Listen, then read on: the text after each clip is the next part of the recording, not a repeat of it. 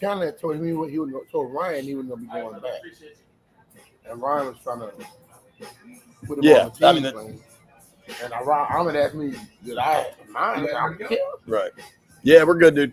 Okay, you're up.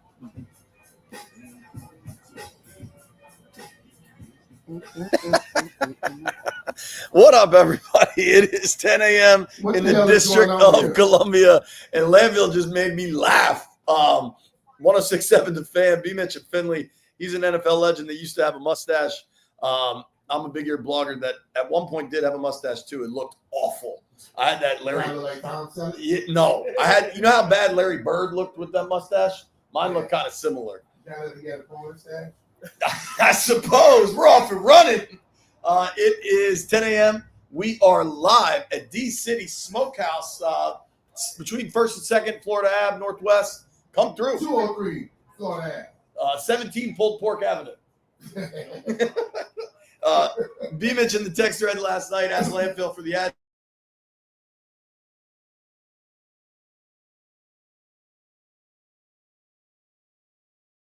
Made me laugh to start the.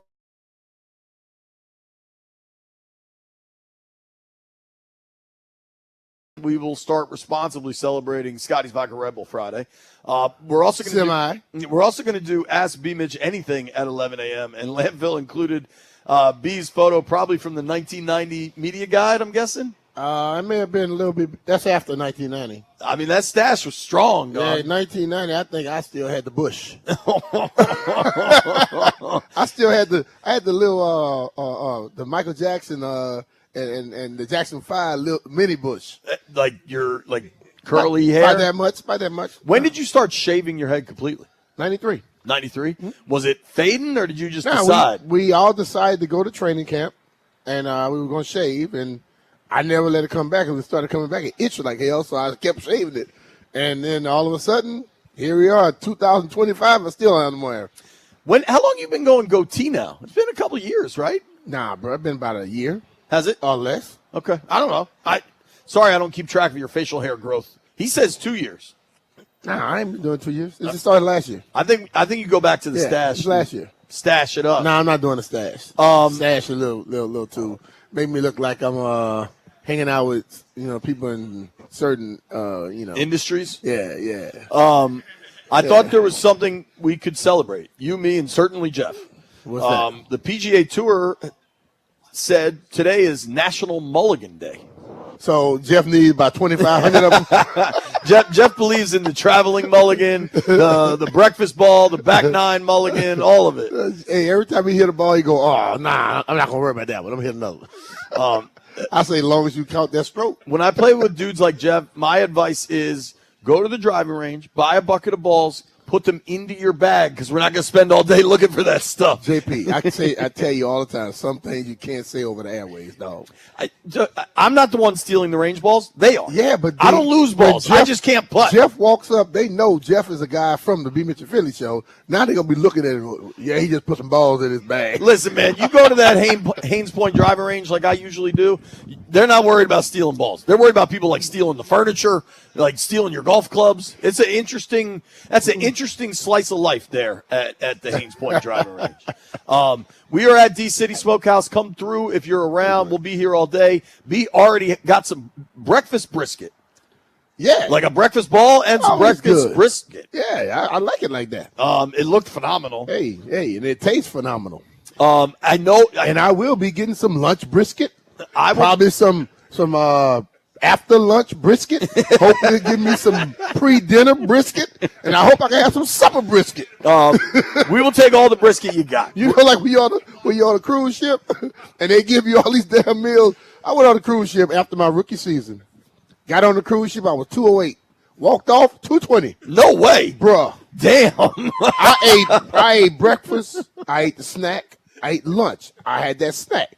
I ate dinner. And then at night, they got the midnight snack. I was eating that too. Damn. And I had a drink with every one of them, at least one drink. I believe you. I had one drink with everyone, at least one, Jay. Yeah, at least Could have been 4 or 5 or 6, 10. But the key is only one martini. Now, I didn't have any martinis, but I had some drinks. But my advice to the youth that I guess are at least 21, you can only have one martini. Oh, you can have as many drinks. I see all the good stuff rolling in here. I don't know what's happening, but a whole bucket full of vodka just rolled in All I here. saw was whiskey bar. Like a milk crate. A milk crate of alcohol has just been delivered. Oh, yeah. Shout out to the Whiskey Bar in Anacostia, D-City Smokehouse Hey, presents. Jeff, you say you don't drink anymore. Good. You're going to be the chauffeur. Yeah, Jeff, you can drive my car home. You can drive me to the airport. If I had to imagine, I'm just looking at the D-City Smokehouse meats, just the meats. Brisket, you've already had some. We'll get more. Turkey breast, you can have. Pulled pork, I can have. Pork belly, I can have. Maybe we'll get Jeff a half smoke. I will certainly have rib tips and spare ribs. I would jump I on know the you love the half smoke. oxtails. Oxtails are fantabulous. Can't wait. If Tischler rolls down here, he's a huge believer in beef ribs. I am 1,000% getting collard greens. I am 1,000% getting the Brussels sprouts. And you know me, I'm a coleslaw guy. Yeah. Landfill, of all the remotes, I feel like this is the one you want to be on. No. Landfill says no. You say no just because you're not smelling all this good food. He's lying. He's lying. Tell you, bro. Did you watch the football game last night? Yes. I watched it. Well, I tried my best to watch all of it. I didn't because, I rolled on over to Texas Roadhouse and I had this fried catfish dinner. And I had the 4, to get the 4 fillets. For some kind of way, it ended up being 6.5 of them. And that's a lot of and catfish. after I ate them, I was like, but I'm going to tell you, it was real catfish because, people tell you, people be careful around here. People always tell you catfish and they be that damn sway. It don't be catfish. You can tell the difference between catfish and sway. But I ate it all, had the 2 things of the green bean. The green beans are spectacular. So I got home and I was watching, my eyes got very heavy. I bet. That's a lot of catfish and green bean. I woke up and it was only like 8 minutes. That was damn good. That was a damn good 8-minute stretch, brother. All right. I just found out I went against Jamar Chase in fantasy last night. That sucks. He had 16 catches, Jay. Yeah. Just so you know. He had 38 points in fantasy. If I may, the system is working right now, B. Did you bet on the system? Hell yeah. You took it yesterday in your bet? In real life, yeah. American currency. I liked the Bengals a lot last night to keep it close. That ended up being an awesome game. They kept it close. They won. They just said, I'm going to keep it. I love T. Higgins having the smarts to go down there. Yeah. But I'm sure the coaches told them, look, sure, let's run this time with the clock. I think the Bengals are poorly coached. I think Zach Taylor will be out of there. But not if he keep winning with Joe Flacco. Well, I mean, credit to Flacco, man. He went 31 of 47 for 342 with 3 touchdowns. 3 no INTs. Well, and you know what, Flacco, sometimes, I always kind of, not really joke, but I always talk about the cottage industry of making football more complex than it needs to be. You know what Joe Flacco realized? What? Jamar Chase is one of the best receivers on the planet. I'm just going to throw it to him. I think we were talking about this earlier. 23 targets. I think they told him, here's the playbook. When in doubt, just throw it to number 1. Right. One's open. 23 targets, 16 receptions. You had 31 completions. 16 of them went to one guy. 22 of them went to Chase and Higgins. Yeah, okay. Right. But I'm saying, bro, it's not very hard. And the thing of it, this basically throws other people off where you look at stuff where the coaches try to make their offenses seem so difficult. Dude, the terminology may be, but if you tell me the plays and I call that play in a huddle and I see 4-7-8 or 6-9-6, I know exactly what the hell the routes are. Right. I know who's running them. And I know if number 1 and 5 are running the route over here, I'm looking that way to throw the ball towards them. Point blank. Right. I think last night was really impressive for the Bengals just to show some resilience. And I think Mike Tomlin was right when he said, what the hell is Andrew Berry doing trading Joe Flacco within the division? Right? If you're Cleveland, what are you doing? Because what you did is you gave the Bengals a chance now. They now have a punching chance with Flacco that they did not with Browning. Last night, Chase Brown ran the ball really well, had 2 catches, dropped what would have been a big gainer early in that game. I thought we also learned sometimes you have to be kind of not dismissive of NFL results, but sometimes you just get these games. You know what I mean? You do. You remember a couple of years ago? And the one thing we always say, everybody is a professional. Right. And you can get beat by any one of them at any time. So we can sit up here and keep thinking, oh, that team sucked. And the people that normally says that they suck in their regular lives. So they need to stop it. That team is this, that team. Well, listen, man, all these dudes can beat you at any damn time. Right. It's just come. And what happened last night, you had a guy walk into a building where another building gave up on. But when he walked in, everybody over there in Cincinnati knows one thing. Dude has experience. He has 29 game-winning touchdowns. Well, 30 game-winning touchdowns after last night.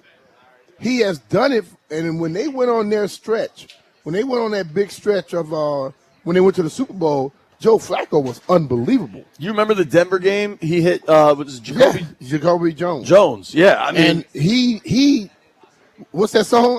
I may not be as good as I ever was, but I can be as good once as I ever was. Dude, that's funny you say that. I was texting with Mathers last night, and I texted him that exact thing, dude. I'm telling you, last night he was as good as he ever was. Absolutely, man. He balled out. Chase was excellent in this game, 16 for 160 with a touchdown. Higgins was very good, 6 for 96 with a touchdown. Noah Fant showed something, 4 for 44 with a touchdown. Chase Brown went over 100 yards on the ground on just 11 carries. I did think, now I know he had the 2 picks. Rodgers looked spry. I thought Rodgers looked pretty good. I was surprised. The biggest surprise to me was the Steelers' defense last night. They just couldn't get stops. And especially with the Bengals on the ground. I think. Well, I think if you can't get to the quarterback, you can't get stops. Yeah. And I think the thing about the NFL right now where you can't touch receivers, if you don't get pressure on the quarterback, a receiver is going to get open. And if he doesn't get open, they're going to throw a flag if you're too tight. So the offense has an advantage. I just think that the pass rush wasn't getting home. He threw the ball, 40-something times? Your phone is writing down everything. It write down every damn thing. Yeah. Rodgers was 23 of 34 for 250, 4 touchdowns, but against 2 picks. Flacco threw the ball almost 50 times. That's what I'm saying. It's a lot. Well, let's think about it. I roll into town.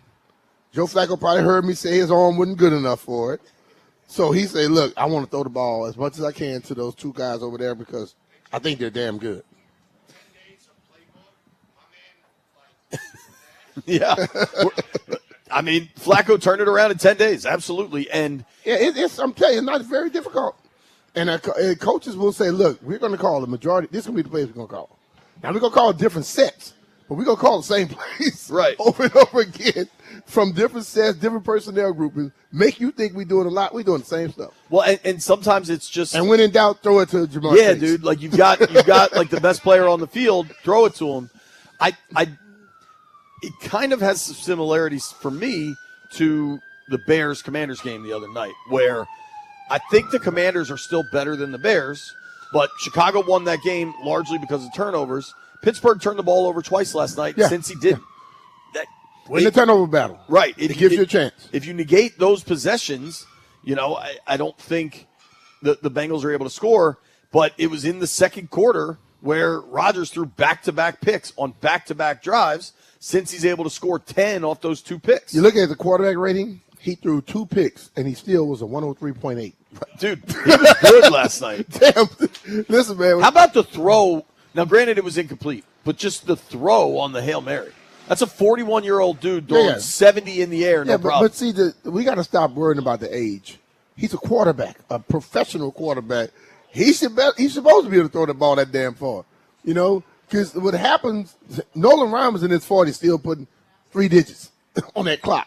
Yeah. When you're gifted, you're gifted. And he flicks it, dude. He does. He flicks it. It's like the touchdown throw he made to Freiermuth where he just kept buying more time. That was like vintage Aaron Rodgers stuff. Yeah. We also got some news from the Commanders front. We got a packed show today. Treylon Burks, brother. We're going to do Ask BMitch Anything at 11. Governor Moore is going to join us at 12:30. Newey Scruggs from Dallas is going to join us at 1. Get a little Cowboys preview. And then Aubrey Kingsbury is going to join us from the Washington Spirit. Spirit are in the playoffs, man, so we want to show them some love. But yesterday we get the news that how do I phrase this? Being out there yesterday and then being in the locker room in the afternoon, I don't feel very good about Debo and Terry playing. Mm-hmm. I think that's fairly obvious at this point. That's going to make it an uphill battle right there, bro. I think there was some level of optimism when Terry practiced Wednesday in a limited capacity. Mm-hmm. And then for Thursday, which is the day they have some level of physical exertion, right? Like Thursday's their bigger, harder practice where it's not just a jog through. And when Terry was a DNP for Thursday, I thought Thursday would be very telling. In my mind, I was like, all right, let's see if he can get through a full practice and how that thing feels. Mm-hmm. But then to be a DNP on Thursday after a limited workout in a jog through on Wednesday, I thought is a pretty bad sign. The Debo situation, I also think is yes, last week going into the Bears game, Debo missed practice and eventually played. But if you watched him play Monday night, he had to change his cleats, got taped back up at halftime. In the second half of that thing, he didn't necessarily look like himself. You wonder if more happened to the injury. Then you compound that with Washington signing Treylon Burks, a guy that understandably there's real excitement for. I loved him coming out of the draft. Mm-hmm. He was my favorite receiver in that draft. He was really good at Arkansas. He was an absolute beast. He's the thought for Tennessee when they traded away A.J. Brown was the comp for Burks was A.J. Brown. Now, clearly that never came to fruition. This is a guy that's been released on his rookie deal, dealt with a lot of injuries. But I like Burks as a player. I liked him a lot as a prospect. We don't know if he's going to get right. You know what I mean? Like we don't know what's going to happen there. But this one is more exciting to me than the Robbie Chosen signing. Well, he has some size, and Robbie Chosen got some size too. He got speed. Yeah. So and they got Burks is thicker though. Yeah, I just think that listen, bro, you get to this point where people start going down. You want people to have some level of experience, so when they get out there, you don't have to teach them everything. And you also hope that you can have a damn great running game, and hopefully, just hopefully, Luke keeps doing what he's been doing, and Jalen Lane's speed comes to show. I'd like to see if Debo and Terry are down, and that's an if at this point. We'll hear from Dan Quinn during our show. They have practice at 11. DQ will talk after, probably around noon, 12:30, somewhere in there. So I think we'll get some level. We might get some level of clarity at the receiver position. And you might not. But if Debo and Terry are down, I think you gotta give Luke and Lane a lot more chances. They need to be on the field more. If you go with that jumbo set, let that be not Chris Moore on every rep in the receiver. Luke is an outside receiver. He's shown the physicality in the run game that they like. Let's see what else he can do with more opportunities. Just from a straight numbers standpoint, Brian, Luke has 3 touchdowns this year, correct? Yeah. You know how many catches he has on the year? Yeah. 8. Yeah. 3 touchdowns on 8 catches is absurd. Let's see more opportunities here. And I wouldn't be saying that if the thing of it, though, Jay, you can understand sometimes the reason that he's been so wide open is because no one really gave him that. If he's the main guy, he may not be that wide open. I remember James Jenkins the same way. He had 7 receptions, 6 touchdowns. That's what I'm just saying. He said, all I do is score. I hear you, and I agree with all that. I think you're going to need some dynamic play if you don't have Terry and Debo. Yeah. Do you think – I tell you what, answer this when we return. How soon is soon for Treylon Burks? How soon can something happen there? I don't know what that looks like. I don't know what his health is. I don't know what his conditioning is. There's a lot of questions there, right? But who are going to be the wide receivers on Sunday? To make room for Burks on the practice squad, they released Tay Martin. Tay Martin had been elevated 3 times. Yeah. You know what I mean? Burks might be elevated. It's possible now. 2-3 days. You know what else is possible? All they do, run a route. Give me a route number, I can run it. I mean, Flacco went for 350 10 days into the organization. Yes. Now, Flacco's been doing it a long time. Burks has not. You know who else has been doing this a very long time at a very high level? Paul Henry. Yes. And Paul Henry's window installation. Working with Paul completely transformed my house. He's one of the best dudes I know, one of the most honest businessmen I know, and it's a family affair over there. His son, Brian, actually did all the work at my house. Brian and his team were awesome, got the job done ahead of schedule. As I'm going through water damage insurance hell, I would love for somebody to get something done ahead of schedule.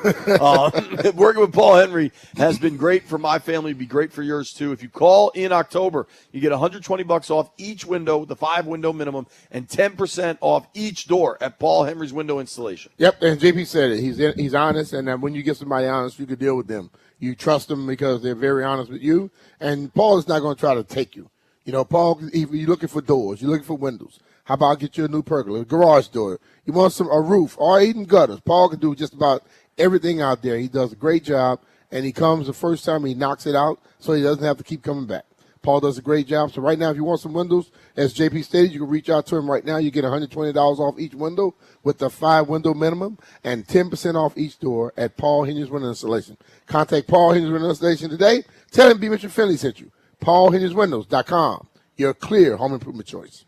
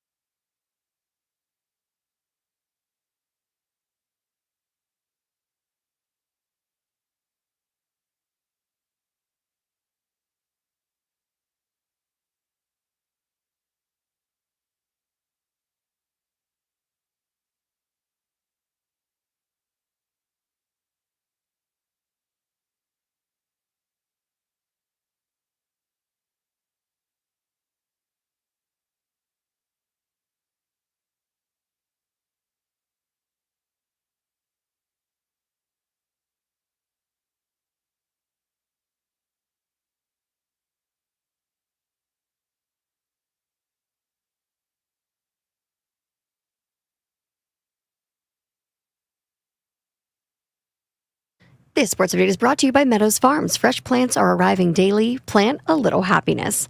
Jamar Chase has been forced to catch passes from 3 different quarterbacks this year, and so far, it has not slowed him down.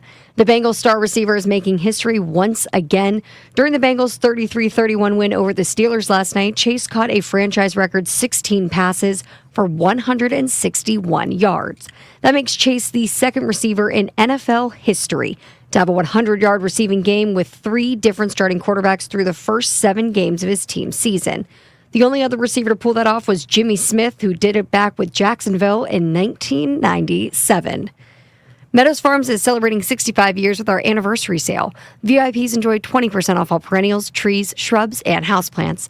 With 16 locations, it is the perfect time to refresh your garden or bring some green indoors, all while saving big. Offer excludes delivery and installations. Meadow Farms, plant a little happiness. From the Crop Medcap 5-Star Sports Desk, Savannah McCann on the Fan.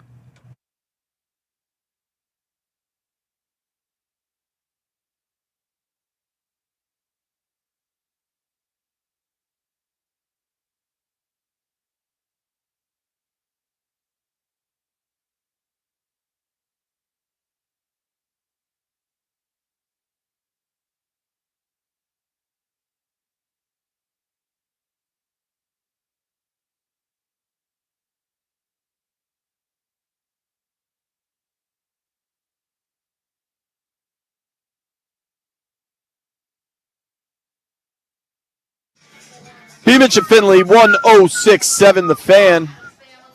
We're live. D-City Smokehouse. Come through. When does it actually open? 11? They say they're open. We're open now. Come on. Come through now. Come in, man. Come eat early. Drink early. Do your thing. BMitch ordered a mimosa. No, it didn't. And you saw what when I told the lady, she understood what the hell I was talking about. 4 or 5 dudes sitting around drinking mimosas together. Nah, not good. Not a good look. All right, no mimosas have been ordered. Yeah. We have already consumed some brisket. There will be more brisket consumed as the day goes on. Yeah. A few things I just wanted to clear up. Mike Beasley is a dear friend of the program, MGM National Harbor. Hopefully Bees will come down here. Hey, Bees, come on down and check out your son. So one of the guys here asked me how my dad was doing. I was like, oh, my dad passed, close to 10 years ago now. And he said, oh, you were in here with your dad. And I was like, nah, that was Bees. I was just messing with him. So that was hysterical. Then the funny one is this. I said, Brian, where's Jeff? And we're unable to locate Jeff Landville. I'm sure you're shocked by that. So Shaq in the back told us where he was. Landville, do you want to guess where Jeff just went? The CVS? No, Jeff. When he walks in there and he smells very loud and awful. Very weird. That's a very odd smell. Yeah, Sex Panther. Well, he I guess Sex Panther is close to here. Yeah, so he went to try and find some Sex Panther. We're near the Sex Panther store, apparently. Jeff left to go get his oils. So whatever you want to make of that, Landfill, I just thought I should let you know. When Jeff gets back, we'll do a live report. We're going to report on that. On how he smells. Yeah. All right, B. Tebow didn't practice. Dude, the injury report, the injury situation for the Commanders going into Dallas week, facing the Cowboys, is significant. And Dallas is getting much healthier, which is also significant. What do you make of Terry's situation? Nothing. He's injured. Do you think he's out? For the game? Yeah. I don't know that yet because he practiced on Wednesday. He didn't practice yesterday. Maybe they try him again today. You still have tomorrow and also Sunday. But the thing of it, you don't want to push it and then you miss him all year.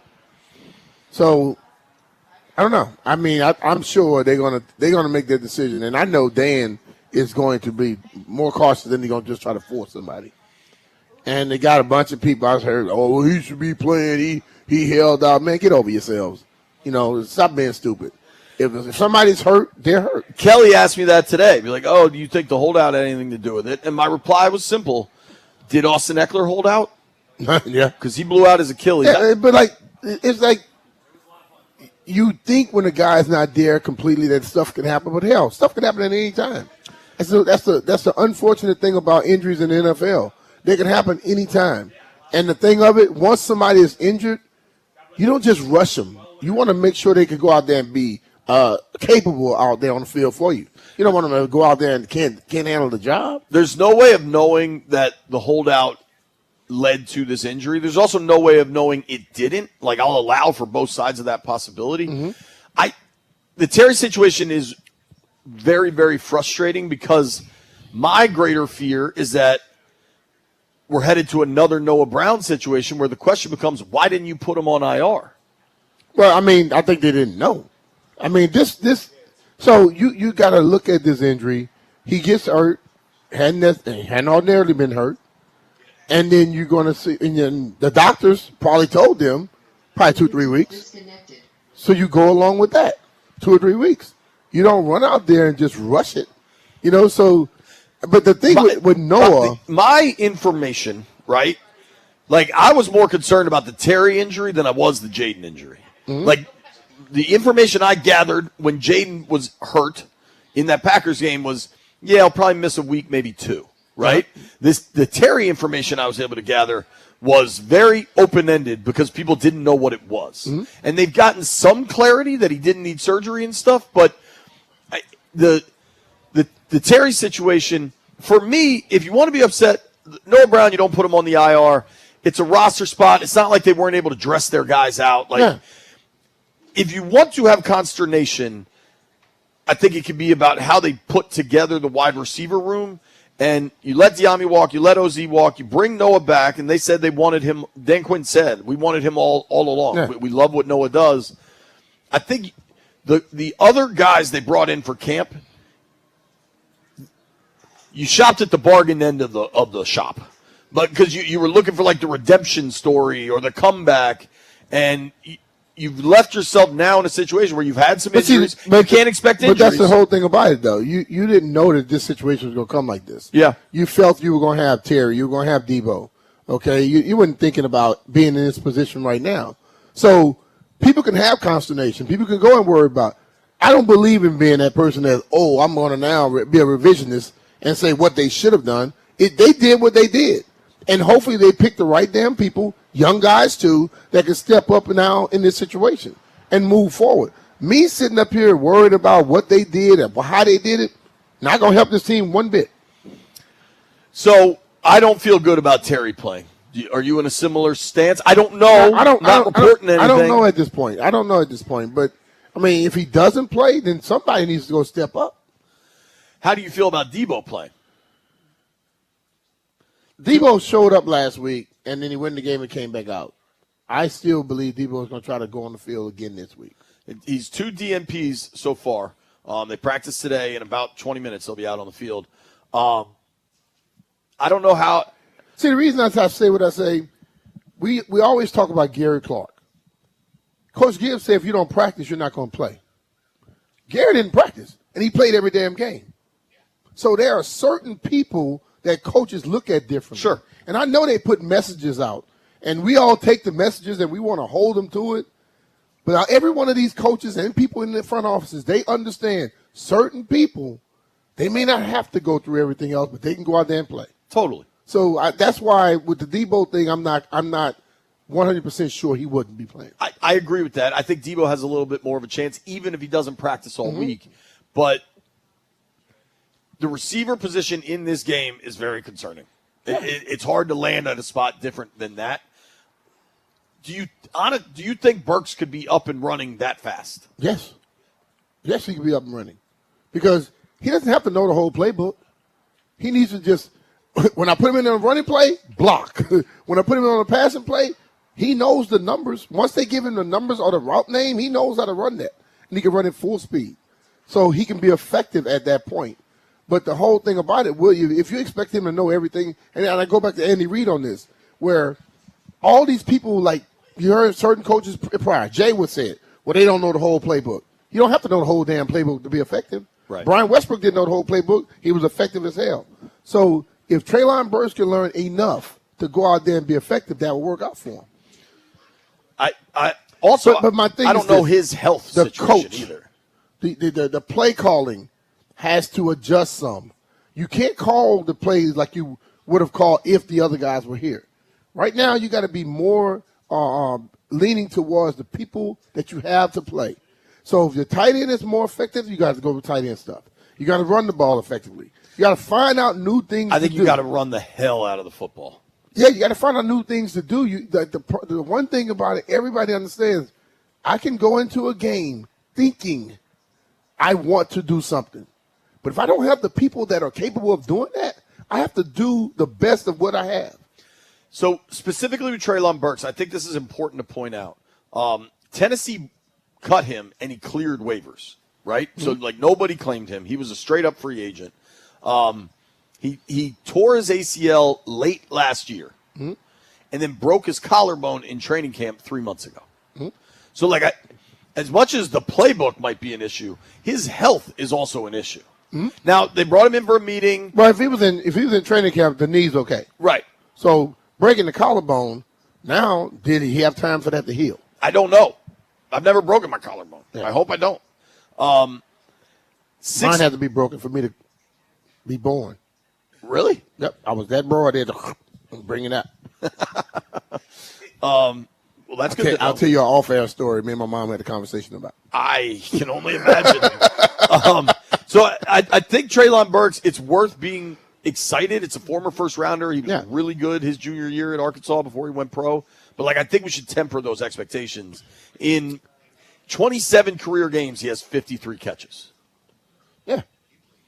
So we'll see what happens there. I think the receiver position is going to be problematic this weekend. I look at one.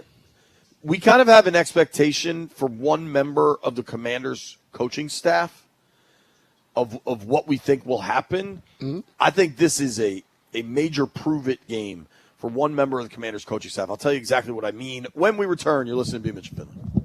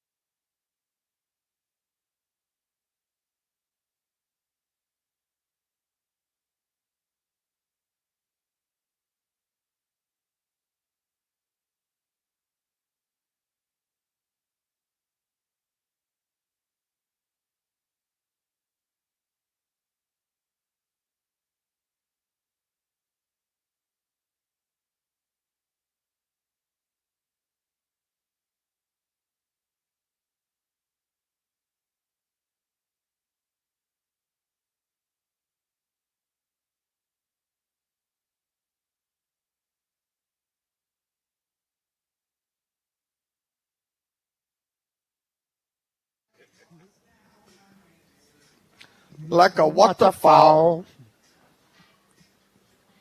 There's no stopping us right now. BMitch and Finlay, 106.7 The Fan. Here comes a drop. Let it play, Landy.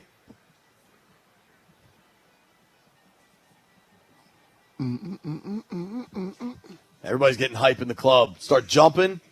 JP, you jumping, you start dancing. Molly starts hitting. Boy, you Boom! start jumping around. Boy. Breaking news on The Fan. Jeff Walker's back. Jeff is back. From the oil shop.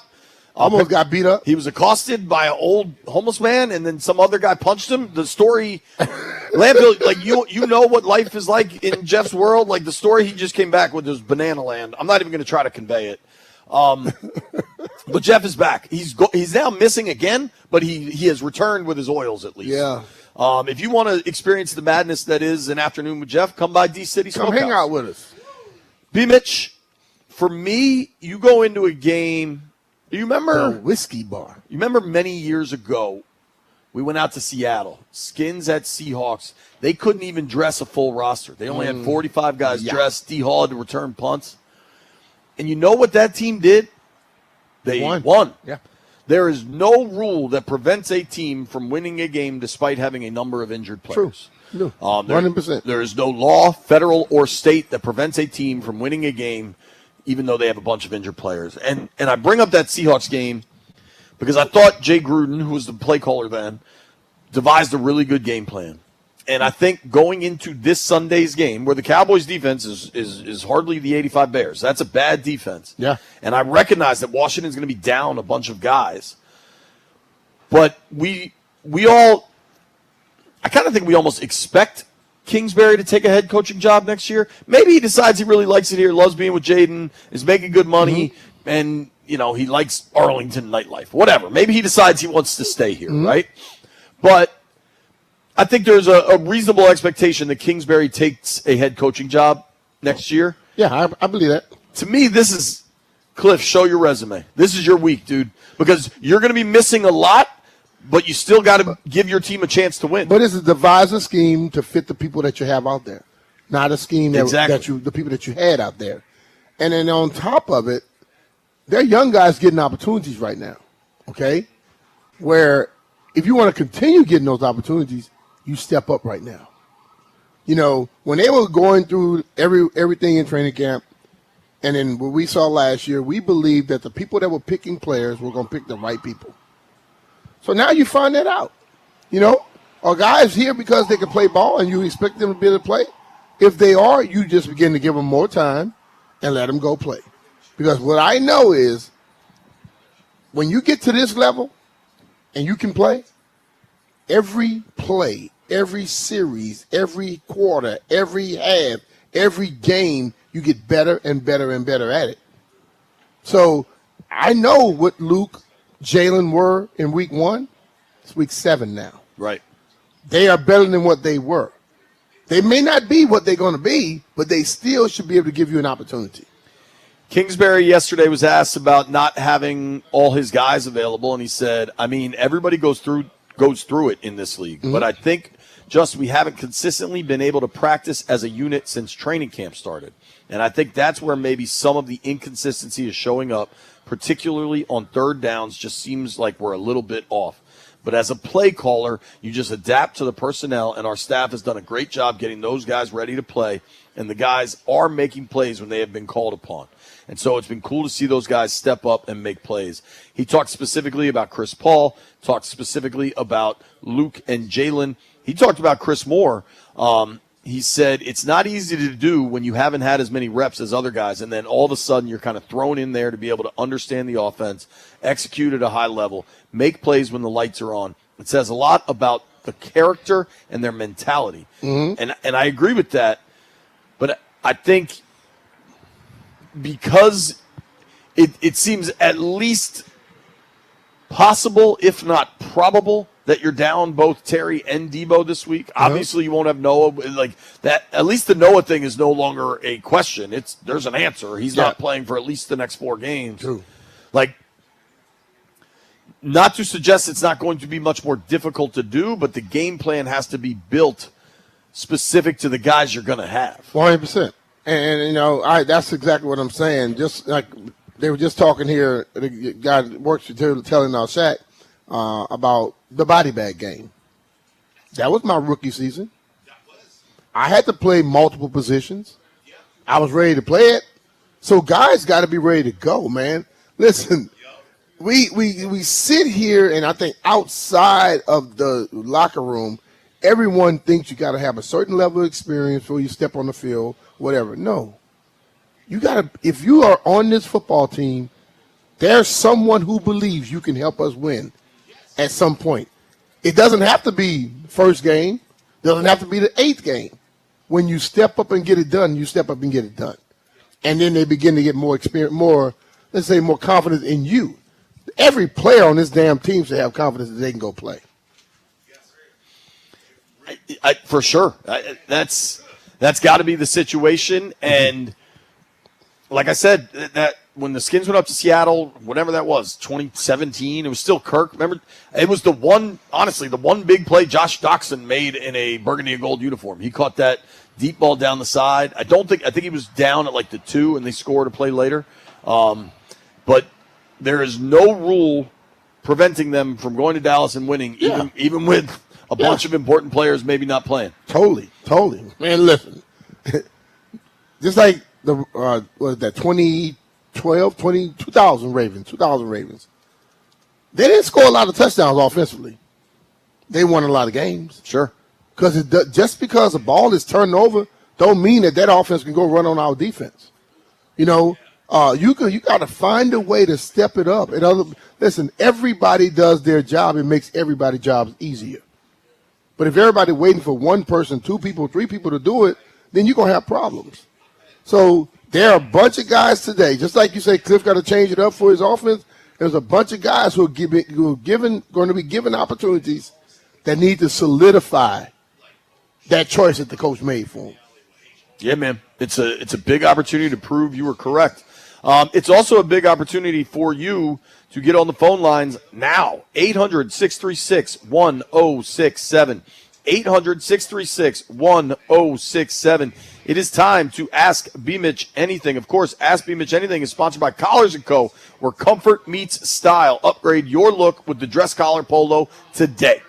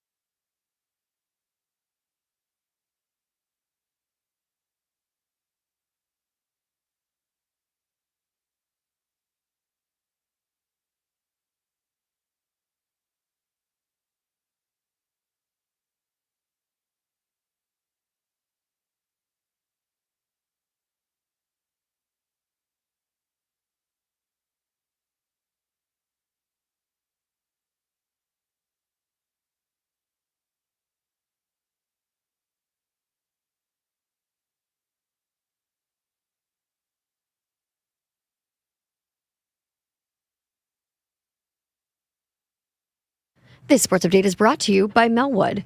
Led by Joe Flacco, the Bengals rallied in the final 2 minutes to upset the Steelers to kick off Week 7. Joe Flacco threw for 3 touchdowns in the Bengals' 33-31 victory, leading a game-winning drive that capped off a 36-yard field goal with 7 seconds remaining.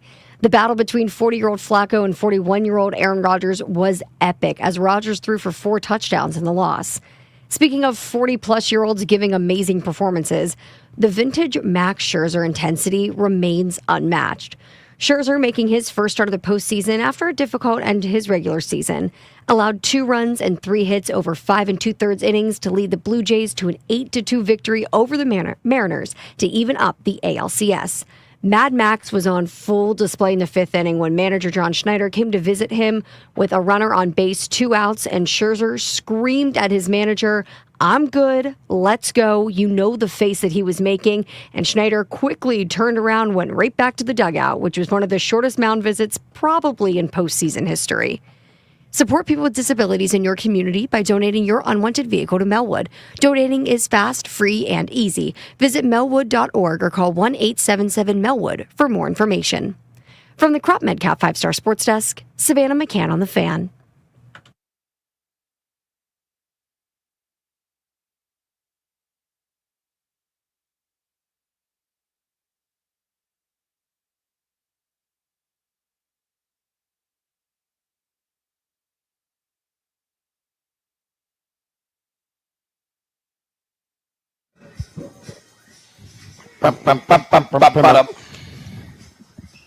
Here we go. When I walk in the club, All right, 11 all a.m. eyes on me.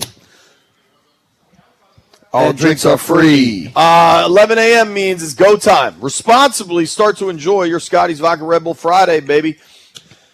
Vodka Red Bull Friday is powered by Scotty's handcrafted vodka. Scotty's vodka is Maryland-made, super smooth, loved throughout the DMV, Yeah, and now like me. available, just like you, B, just Yeah. like me, too. Yeah. You're not Maryland-made. I'm Maryland-made. Maryland strong. Nah, I'm Louisiana made, but you know what? I'm DMV grade, brother. The boot is different. That much we know. All right, the phone lines are open. It is time for Ask BMitch Anything. You can call in, ask an NFL legend anything you want. Romance advice encouraged. Of course, Ask BMitch Anything is brought to you by Collars & Co., where comfort meets style. Upgrade your look with the dress collar polo today. I wore the dress collar polo on all ears the other night, man. It's a good look. Uh-oh. He's laughing about something. Did you not see the text right just now? Uh-oh. Landfill. All right, Landfill, I'm going to remember this next Thursday. You can just give it to us today if you want. No, B, that's for Thursday. That's a Thursday, all right. All right, You got Thursday. Landfill. Landville's already got to bleep you for next Thursday. That's how you know he's mad about something. Right now, though, we are doing Landfill went hard in the paint right there, bro. It's time for Ask BMitch Anything. We're live at D-City Smokehouse. I just ordered some ribs, Landfill, and some collard greens. We have 2 callers from Arlington on the line. We'll go in alphabetical order. Deron in Arlington. What Ask up, D? BMitch something. Deron, you up, brother? Hello? Yeah, you up. Man, this is Devon from Rockville. All right, Devon, go ahead, baby. Hold You on. up. Pause. Sorry, Who Don. is screening calls? Landfill, who is screening calls? Yeah, that was on me. That was me. Devon in Rockville. What up, D? Not Deron in Arlington. What's happening, baby? So look, right, I wrote this in my notes, October the 15th. At 8:49 to ask BMitch this question. Because I was watching, a lot of teams, it's not just our team, but why does you play at the highest level that could be played? Anytime a team loses and they in the locker room and they talking to the players, and even some of the coaches, they always say we just need to key in on our fundamentals. We got outside of our fundamentals. Yep. Why is that like roughly 90% of the reason why they say that they did not execute and did not lose and did lose the game? It's the fundamentals. But I feel like the fundamentals is like riding a bike. But if you often riding your bike, you should not forget how to ride your bike. Yeah, you I shouldn't, was but, like, the difference is this, though. You got people on the other side that are doing things to you. And I think the thing about it is I think everyone is, like I always say, there's no such thing as perfection on a football field. But everybody's striving to get there. And there are games when you're going against somebody that when you go to do something, they're waiting on you. They're ready for you. And instead of you doing what you fundamentally would do, as I always tell Jay, I said, when that pressure hits, people resort back to what's familiar with them, what's comfortable with them. And a lot of fundamentals are not comfortable. So guys don't do it consistently in the game, and that's why. If you're consistently not doing what you've been taught, how you've been taught to do it the right way, you're going to end up losing. If the other guys are doing it. And let's go get this W. Bring this W back home, BMitch and JP. You know, y'all my guys, man. And bring the W back home for us, man. We need it. I really believe if the media does a better job, like the people on all ears, the team should win. Hey, I like that one. Good one, BMitch. Per sources, All Ears is going to have a monster guest Sunday night live in Dallas. So everybody stay tuned for that one. I think he's sexy as hell, too. That's what I've heard. Thank you, Devon. Let's keep the phone lines going. Brian is in Hagerstown. What's up, Brian? Hey, no romance questions here, BMitch. Don't worry about that. All right. Hey, check this out. So I read Coach Gibbs' book, Game Plan for Life, and he talks about surrounding himself with great people, and he attributed that to his success. So what else do you think has caused him to be so successful in both football, NASCAR, and then in life in general? Because he, as you know, that guy's just crushing it. Well, I think having great people around him, but also he's consistent in what he does. He's consistent in his message, and he's fair with people. And the man puts in the work. You know, a lot of people say, well, you surround yourself with great people, you'll be successful. Well, if you're not doing any work, I don't think you're going to be successful. I think the people around you be, and you may go along for the ride, but you won't be as successful as they are. But Coach Gibbs has always been a great leader. And what I say about the man is fair and patient. When I got here, he told me, he said, listen, man, we give you this first year, but then you compete for a job. Well, I didn't just sit back and say, well, you say you're going to give it to me. I went to work. You know, I returned my first kick for a touchdown. I was the guy killing it on special teams, and I lost my mind to make sure he understood that, you know, Coach, if you felt that comfortable in me, telling me you're going to give me a shot, then I'm going to show you how much I'm going to work for it. And I think he does the exact same thing in every business that he does. When you talk to the people around him, they tell you how long that man is up. He gets up early, and he's there late. And a lot of people in his age, 81, 82 years old, will not be putting that much into it. He still does. I think. Yeah, he talked about, in that book, he talked about, you know, the whole trash can that they would, like, doing the game plan, they would, they knew it was time to go to bed at like 3 o'clock in the morning because the trash truck would come and empty the dumpster. I don't know if you've heard that story. Hey, listen, man, he didn't leave the building. See, people talk about putting in that work, how long they got to be. He slept there. Yeah. During football season, he didn't go home. The reality, thank you for the call, Brian. The reality, I think, in all facets of life, there is no substitute for hard work. No. It doesn't matter. None. Like, if you've read this Malcolm Gladwell book, Outliers, he basically reaches a premise, and he looks at greatness across a million fields, right? Bill Gates, the Beatles, great athletes, all sorts of stuff. There's this theory that they've put in 10,000 hours of work into a certain craft, into a certain field, and that they then break through. There is, like, I get young kids asking me about my career, like, oh, you know, how can I get into what you do? They have no idea that I was working 3 jobs, that, like, I worked overnights on the digital desk. See, that's what's wrong with kids today. They see the end result. Right. They see the Instagram post. No. The people that make it, there's a lot of stuff that don't look like that Instagram post. Right. You know what I'm saying? And I think that's the ultimate thing where you got to keep working at it, bro. It's not just going to start. It ain't going to happen overnight. It's going to happen when you consistently go after it. All right. I don't know what this means. Let's go to Henry in Northwest D.C. What's up, Henry? How you doing, brother? Ask BMitch something. Hey, fellas. How you doing? Happy Friday and everything. Same with you, bro. All right. Hey, BMitch. Now, it's been one whole year since Jaden been with the team through the cold weather and all that, experience and all that. I was wondering, is there any way you can pass along? He don't got to be all brave and tough and try to be all cute out there. He know he's from California. He need to put some daggone long sleeves on, some stuff when he out there when the cold weather start biting. Man, football players play outside, bro. I mean, I came from Louisiana, and I didn't wear sleeves. My first year, I tried them. Monty Coleman told me that's not how we do it, and I figured out how we do it. And you will get used to it eventually. But if you put on too many clothes, you can't perform like you need to do.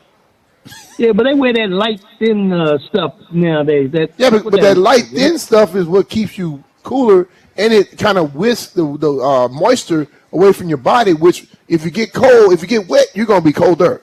So that kind of supposed to whisk all that stuff away. I believe he wore sleeves. Breathe with the skin. Now they're making it now easier for them to wear. You say what? I can't imagine this is a big enough deal to constitute a phone call. Yeah, that's what most companies, that's what they build. They make stuff like that to where it's easier and it breathes better for the guys. Thank you for the call, sir. A dude just walked into D-City Smokehouse wearing a Baby Yoda T-shirt. Shout out to that dude. Let's go to Captain Todd on line 3. What's up, Todd? What's up, C? Hey, what's going on, guys? Hey, Sure, shout out to my YouTube chat fam, especially Strizzy's big old lips. Hey, B. What's up, bro? Hey, in all your years on the radio, what was your favorite segment to do? Was it S-Talk? Was it this one? What was your favorite segment? My favorite segment. That's a good question. Actually, probably my favorite segment was listening to Coach Thompson when he started to preach.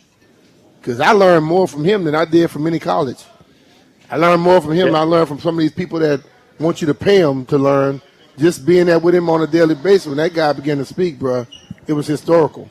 So just hanging out with him was cool. But, the S-Talk thing was funny as hell because I've seen a lot of guys who went at each other because they're friends. And to ask me questions, it's cool, too, because you're getting the different you find out different stuff. I guess people get to find out different stuff about me, what I like, what I don't like, and also I get to find out what people really want to know. There you go. Thank you, Todd. Yeah, dude. Man. Thanks.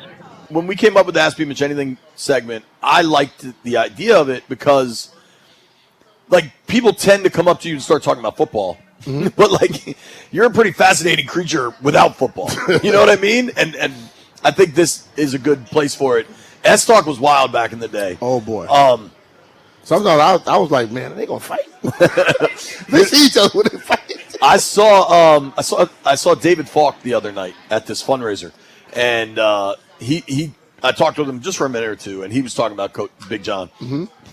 It's remarkable the impact Big John made on those that are close to him. Obviously, on hundreds of thousands, maybe millions of people, but those that are close to him all speak of him in the most reverential way. Oh, definitely. And I mess with Doc all the time about. I call Doc Methuselah. Right. Hell, when Coach was around, Doc was a church mouse. Doc, really? Listen, bro. You knew how I am when him or Coach came around. He was the same. Doc was exactly the same way. So I'm like, damn, Doc give him that much respect. And then when you start hanging around him enough, you see why. Phone lines are open, 800-636-1067, 800-636-1067. It is Ask BMitch Anything, brought to you by Collars & Co. Let's go to Eric in Charlotte. What's up, Eric? What's up, E? Eric, you up? JP, about 3 years ago, I met you on that cold Sunday night, that New York game, and you talked with me and my son for a couple minutes, and you liked the Jordan custom shoes I had. There you go. I appreciate that. BMitch, I have a question for you. I have acquired a Pro Bowl jersey of Chris Samuels and Chris Cooley with number 21 on it. Where would I go, and how would I go about getting those two to sign that to go along with my 2007 Sean Taylor autographed jersey? You say Chris Samuels? Chris is still around this area. Cooley is back in, where? He's from Utah? I think he's in Wyoming. Wyoming, so I don't know how you can get in touch with Chris. I don't have any kind of connect with him. Yeah, I think Cooley's going to be hard, but I think you could, if you come up to a game or so, I think Samuels is around sometimes. Samuels is around. I think I don't know that he's active on social media, but I think he has an Instagram. Mm-hmm. I have tried on social media to try to contact without any luck, but it's all good. And one last thing before I go, I was at that game the other night, and I have never seen that stadium that electric since I've been going back to games.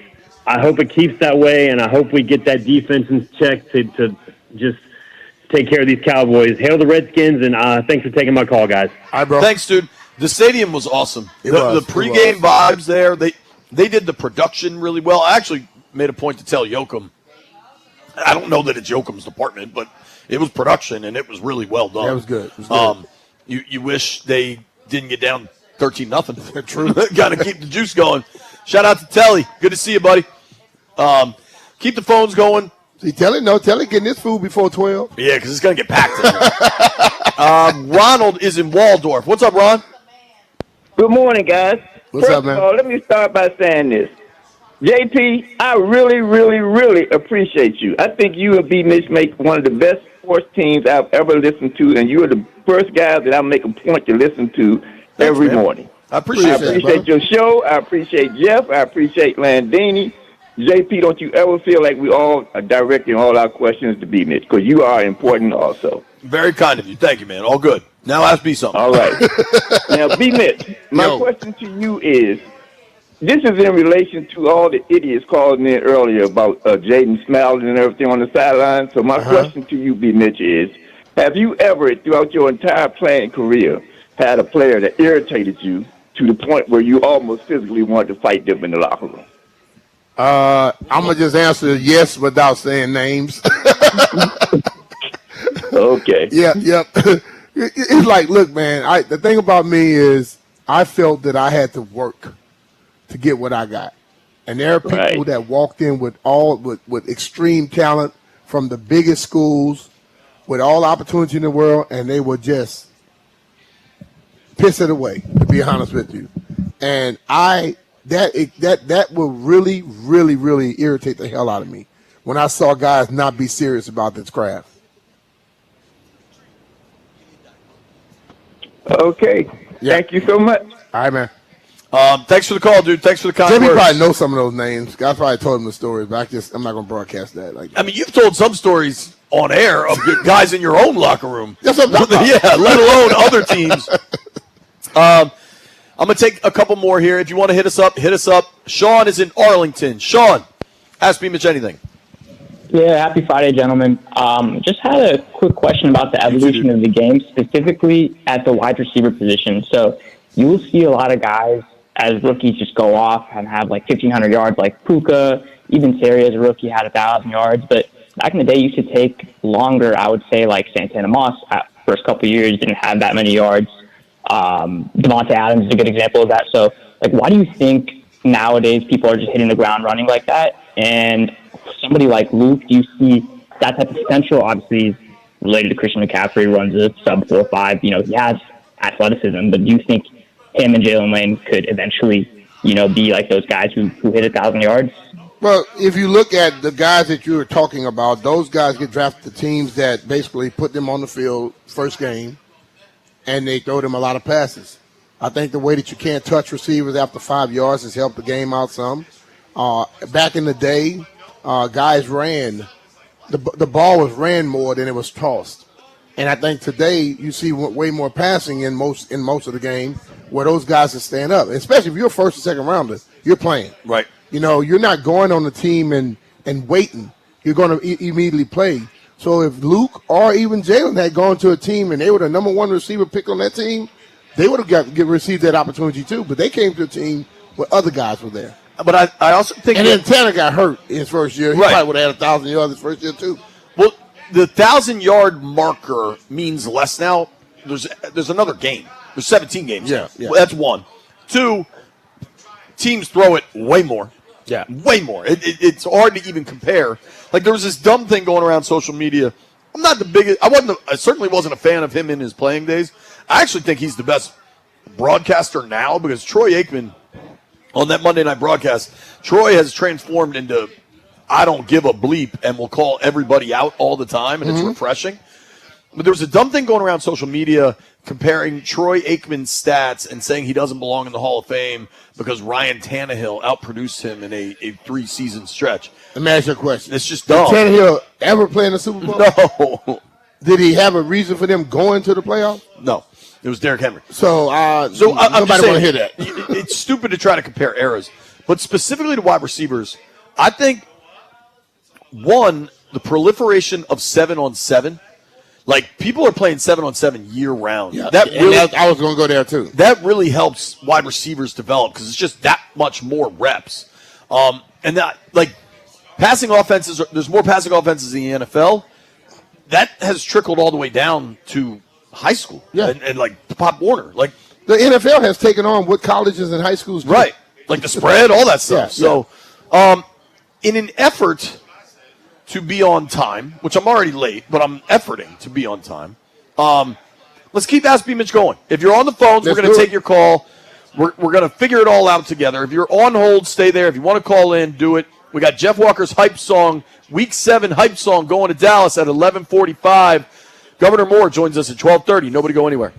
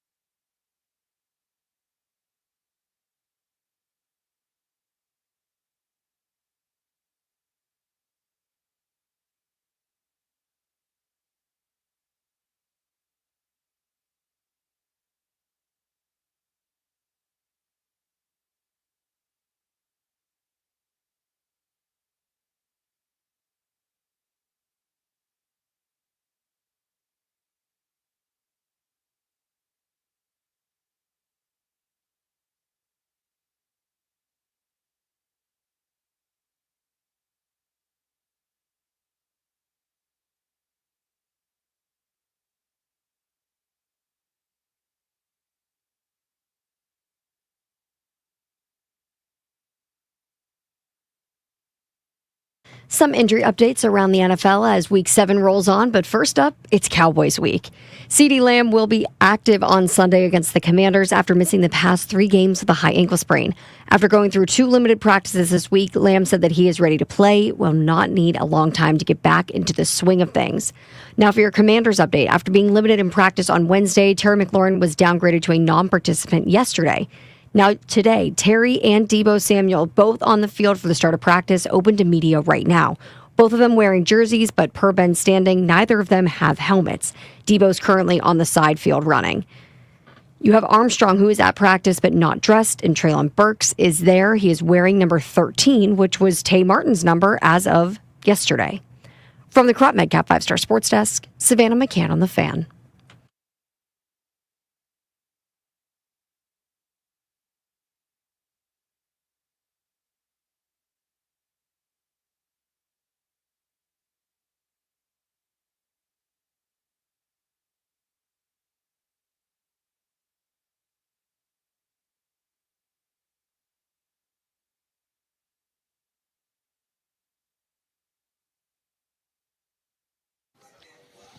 Things are moving at D-City Smokehouse. Frank's here, our local Redskins historian. He just told me he was at a game. Did Otto Graham coach? Otto Graham coached, and he turned. He was at a game that Otto Graham coached. That's before my time. Yep. Frank, how old are you?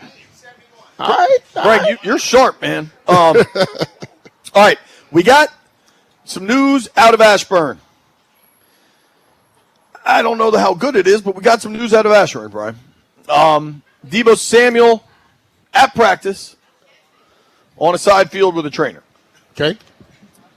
Terry McLaurin kind of at practice on a side field with a trainer. Okay. It's not clear if Deebo and Terry have helmets, which generally you need for football practice. Dorrance Armstrong is not wearing a jersey, but is at practice and went through team stretching. All right.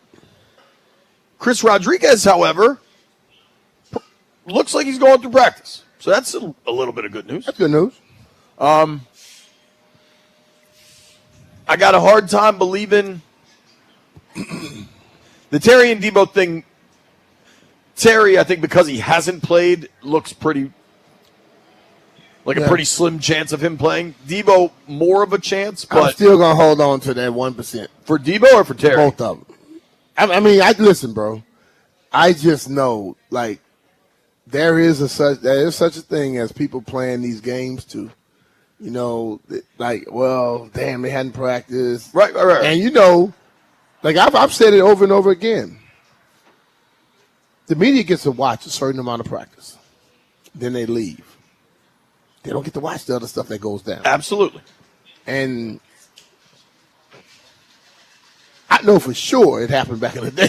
Right. So I don't know exactly what they do today. Listen, bro, I remember where media be out there and they leave and all of a sudden, whole bunch of people run out the locker room. Right. Okay? That's why we got the practice squad now. Right. Like, I'm aware that I don't know, bro. We don't know everything that's happening. Jay, like my whole thing. I think I'm at like a 20% chance for Deebo playing, and like you want to stick to one, I'll give you one. I'd much rather Terry and Deebo be on the field. But I'm also at a point where the guys that are going to play have the ability that somebody kept them around on this team. So it's about time other people start to step up too. Right. I said this at the beginning of the season. As good as Jaden is, Cliff had to come up with better game plans to help him out. Right. Other guys got to do stuff to where Jaden's job's easy. Nobody should be stepping back saying, man, our quarterback's so good, he's going to get us over the hump. And if that's what's been going on, that's why we've been having a roller coaster. Everybody has to be ready to go now. And the way I live my life is, if I'm on a team with you, I am holding your ass accountable because I expect you to hold me accountable. And that's how we get over the hump.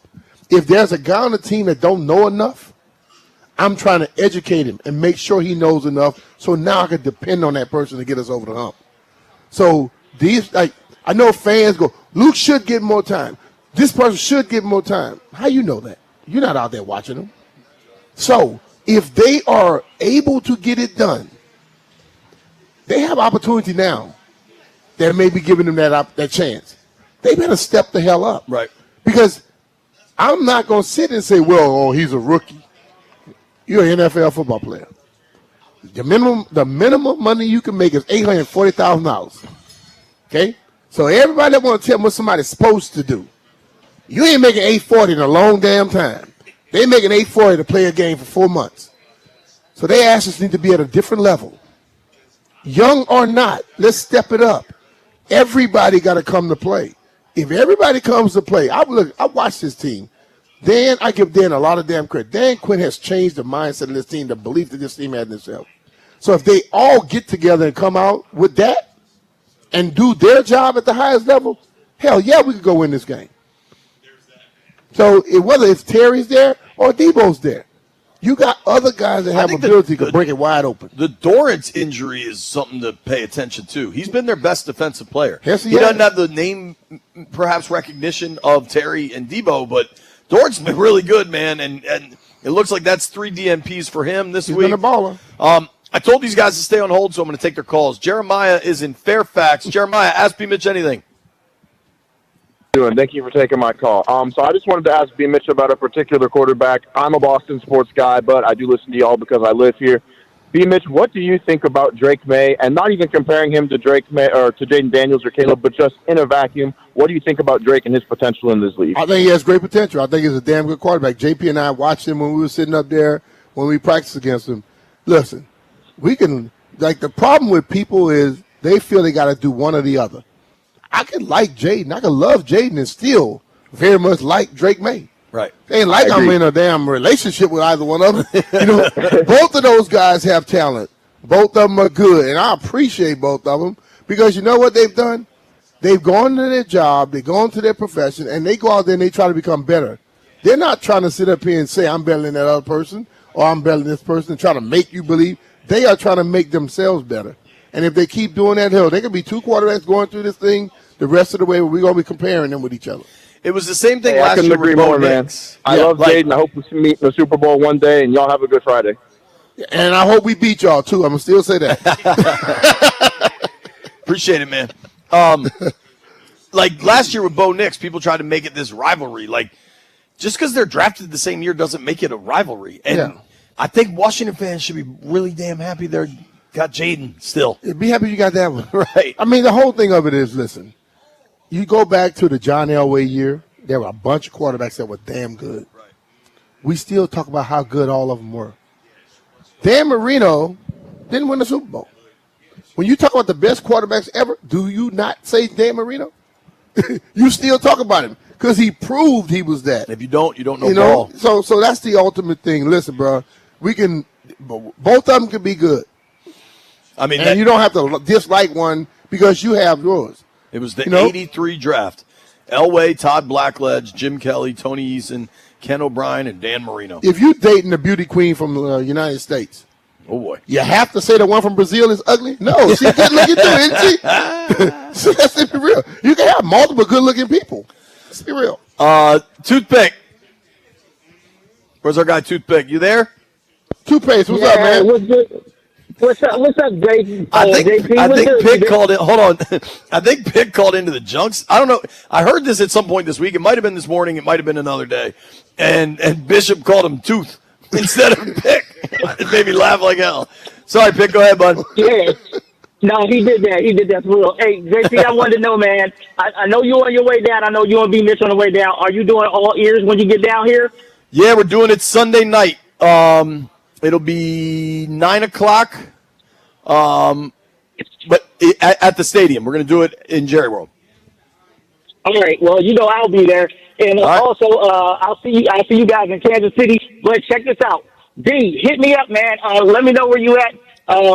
Me and the fellas down here, we're gonna be out and about this weekend. So let us know where y'all at, man. And we coming through. We gonna kick it. I'll be there tonight. Drinks on y'all. Exactly. Good. Just let me know where you at. Bring me some of that Texas oil money and spend that money on me. I got you, D. I got you. All right, boy. I hate you.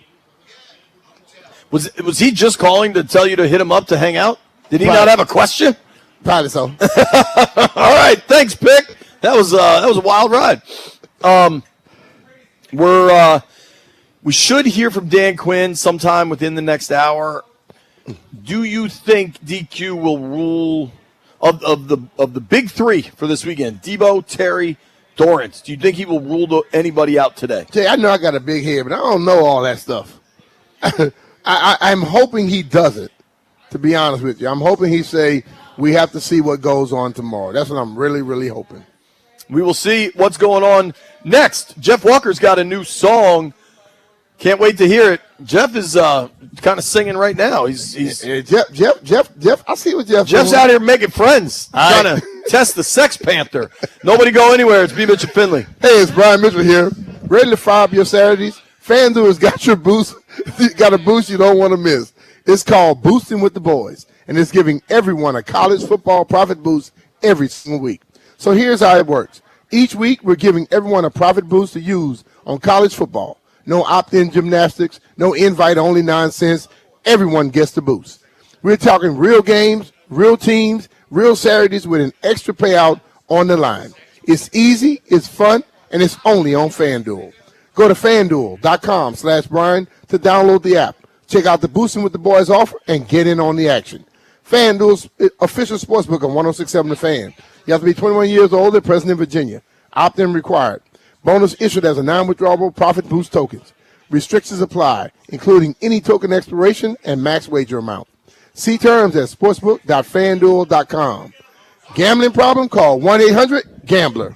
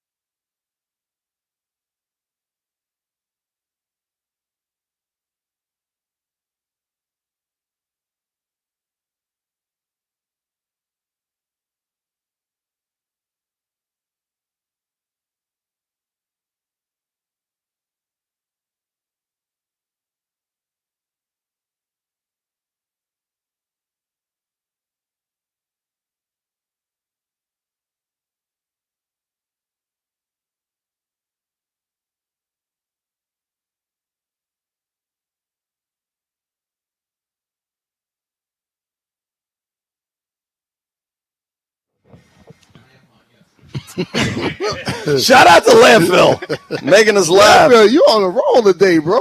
I think he's happy.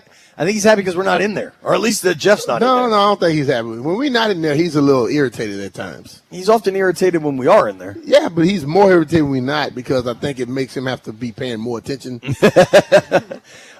Speaking of paying attention, time for our guy, Jeff Walker. He's out here paying lots of attention. Come on, Jeffrey. He paying for drinks. We're going to keep sending Jeff to get this drink. Upset of the he gotta century. pay for him. Yeah, seriously. All right, Jeff. What's up? Week 7. Week 7. The boys need a win. Yes. Who were the guest rappers on Big Pimpin'? Aren't they Dallas guys? I know they're Texas guys. I think they Houston guys though. That's Houston. That's Pimp C and Big B and Bun B. Okay. All right. Well, who's your inspiration for this week in Dallas? Man, my inspiration was just the team losing to the Chicago Bears. This week, we got to make it happen. We got to cross our T's, dot our I's, and everyone got to make a play. Landfill, let's get it. You got to finish your breakfast. Ain't that what they say? We didn't finish our breakfast last week. And it came back and it bit us. So now we need to turn up on these Cowboys. Let's get it. They say they not our rivals no more. Let's get it. That's BS. That rivalry will always run deep, especially in the DMV. Things I hate more than some Bears, some Cowboys. They always run their mouth, boy. They always talking foul, boys. Quick to bring the past up, but we talking now, boy. And we riding through Dallas, about to knock out Jerry House. Took the lead last week, man, but we couldn't finish. Couldn't believe Jaden dropped the ball, it really crushed my spirit. Then the Bears fans took it to Twitter, they let us hear it. Couldn't believe that we lost to these bums by a figure. Cross your T's, dot your I's. Cross your T's, dot your I's. Cross your T's, dot your I's. Cross your T's, dot your I's. Cross your T's, dot your I's. Cross your T's, dot your I's. Cross your T's, dot your I's. Cross your T's, dot your I's. Cross your T's. You hear the chorus? Well, let's get to it. Man, the ball better stick to your hands like we glued it. Hut 1, hut 2, run the ball, pass, move it. Pancakes from the old line, get me moving. Now defense, it's time to come alive this season. Open up the wounds, keep these Cowboys bleeding. They can't score a touchdown, a field goal. Need give them hits that make their soul burn slow. They ether. I never have, I never will like these Cowboys. The rivalry will always mean something to me. Thank you, and most important, winning it. I like got you, bro. I like the part about the Bears on Twitter. I thought that was funny. Oh yeah, because they attacked me. Tell them real Cubs bad. shut the hell up. Real bad. I won, man. I was I don't verbally care. abused. The Cubs still can shut up. I was verbally abused, and I just had to take it. I just had to keep getting punched in the chin, and it won't Like change. that homeless until guy they do. tried to do? Swing back. Yeah, like that homeless guy. Swing back, dog.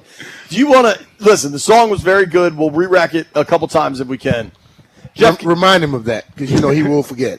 Can you briefly tell Landfill what happened to you at the oil shop? Yeah, Landfill. So I go to get my oils, my Sex Panther, from this oil shop. And as I'm coming out, this like homeless guy, he must have been an He unk. called or him an something. unk, like JP. He an unk. And he goes, Oh, like you. Dudes call you unk. he goes, something. And then he goes, I ignore him because I'm thinking, he's not talking to me. And then he go, yeah, I come take that bag and I take your life. And I'm like, for real? All right. So I put the bag down. I'm like, all right, let's go. Let's do it. Because obviously you're not leaving me alone. Then this guy comes out the store, boom, hit him and say, I told you stop harassing our customers. So thankfully he did it because if I would have did it, boy, I would have came down this street hyped. So in other words, I got a suggestion. Next time you come to this remote, stay in DC. Yeah. I'm gonna stay down here, but Stay in the smokehouse. it's crazy. Don't go to the oil shop. It's crazy because I go to that oil shop every day, and that dude never mess with me. Every I seen day? that dude, well, every time I go to get my oils, I'm never messed with. But today, I guess the head was shining a little too much. You came at the wrong time, Jeff. And he I was walking piped down- up. I was parked. I was at the light the other day, and the guy was walking At the just studio? talking. Yeah, I was leaving from the studio, talking, and he starts saying, "Yeah, you in the car too." And I just looked and laughed. I'm like, "Dude, please."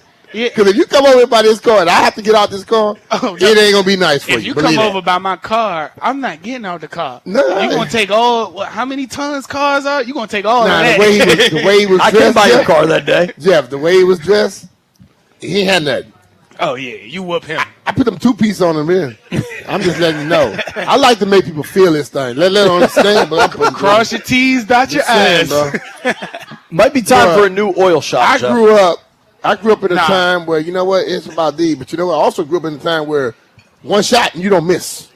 So my whole thing is people be getting caught up in that, telling you what they got. Fool, you tell me what you got, you letting me know. You sound like Craig's dad in Friday. Like, use these. My pop showed me from 5 on up how to do that. And then when I hit about 10, I knew how to do the other stuff too. And people just I gotta choose stop. to be smiling, talking. Let's have a cordial conversation. I don't want to go there because when I go there, I zone out. Yeah, I'm letting you know. That's I when Keith zone comes out. I just go. When Keith shows up, it's a different ball game. You can't underestimate people because you never know what people know. You never know what people are going through either. Because you never know what's happening behind closed doors. I strike like lightning. In the bedroom too? Yeah. Minute Man Jeff. But no, that's a second. Lightning is quick. We're going to take a break. When we come back, let's have a real conversation. The Commanders are 3-3. They haven't been below 500 this season. How important is the game this weekend? I mean, let's be real. I don't want to get too caught up in the fact that they have 3 NFC losses already this year. It's only week 7. But eventually, if you get to tiebreaker stuff, that stuff matters. This is an NFC East opponent. Look at Seattle last year. They didn't get in the playoffs with a 10-7 record because of tiebreaker stuff. All of these things start to add up. Let's examine just how important this Cowboys game is to the 2025 season next.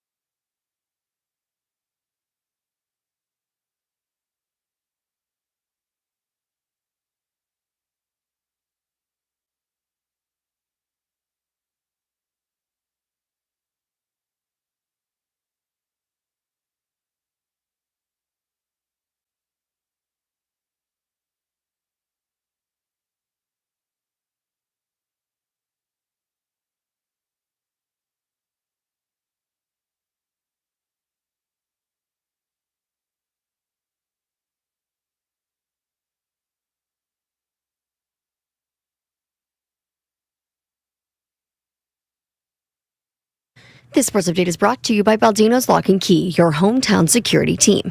Visit baldinos.com. Jets wide receiver Garrett Wilson was injured last week against the Broncos in London. He didn't practice this week and will likely miss the Jets' Week 7 matchup against the Panthers. Speaking of London games, the Rams will be without Puka Nacua as they take on the Jags at Wembley Stadium in London. Nacua is second in the NFL with 54 receptions and third in receiving yards, so a huge loss for them.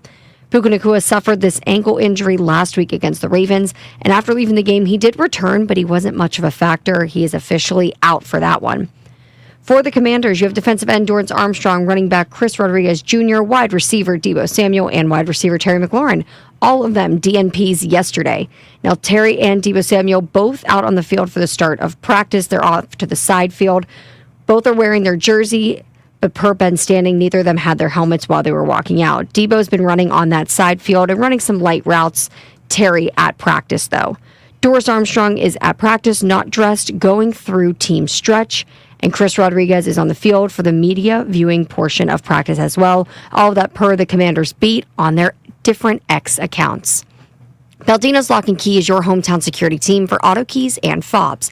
They make car key problems look obsolete. With 9 area locations throughout Virginia and Maryland, stop by one near you today. Or for more information, visit baldinos.com. From the Crop MedCap 5-Star Sports Desk, Savannah McCann on the Fan.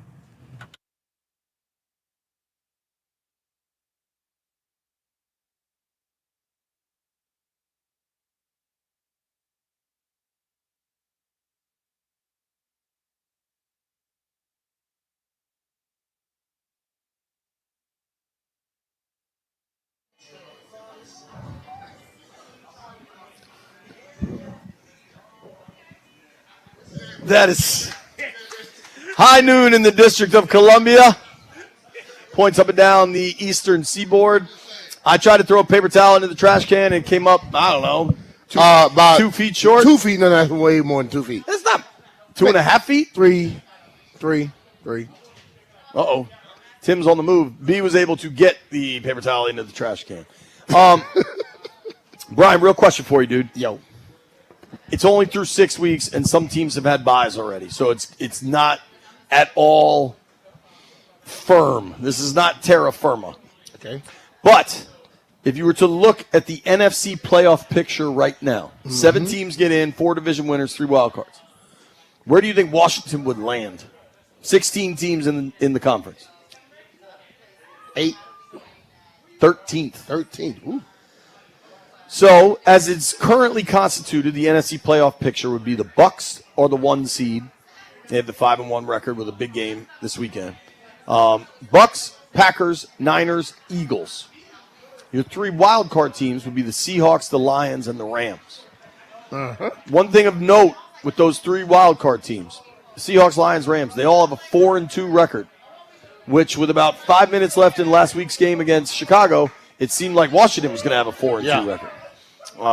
They ended up. A lot of those are going to be playing each other, too. Yeah. So. They fumbled that game away and lost. And now Washington has a 3-3 record.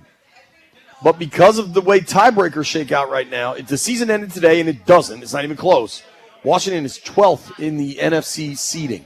Okay. The teams ahead of them, the Falcons are 3-2. They already had their bye week. And the Bears. The Falcons, they lost to. 2 people they lost to. The Bears are 3-2. They already had their bye week. The Bears beat Washington. Yeah. There's another team ahead of them that they get to play in December, and the Vikings at 3-2. The Panthers are 3-3. It's crazy to think Washington has the same record as the Panthers through 6 games. I think that's encouraging for Carolina fans, but discouraging for Washington fans. Their 3 losses are all NFC teams. Yeah. That I don't know what you think, but like the Falcons all of a sudden, with Drake London and Bijan and Kyle Pitts and Michael Penix starting to kind of put it together, that Falcons team looks frisky. Yeah. Like, would you be shocked if the Falcons were a wild card team? No. Me either. And they have a heads-up win.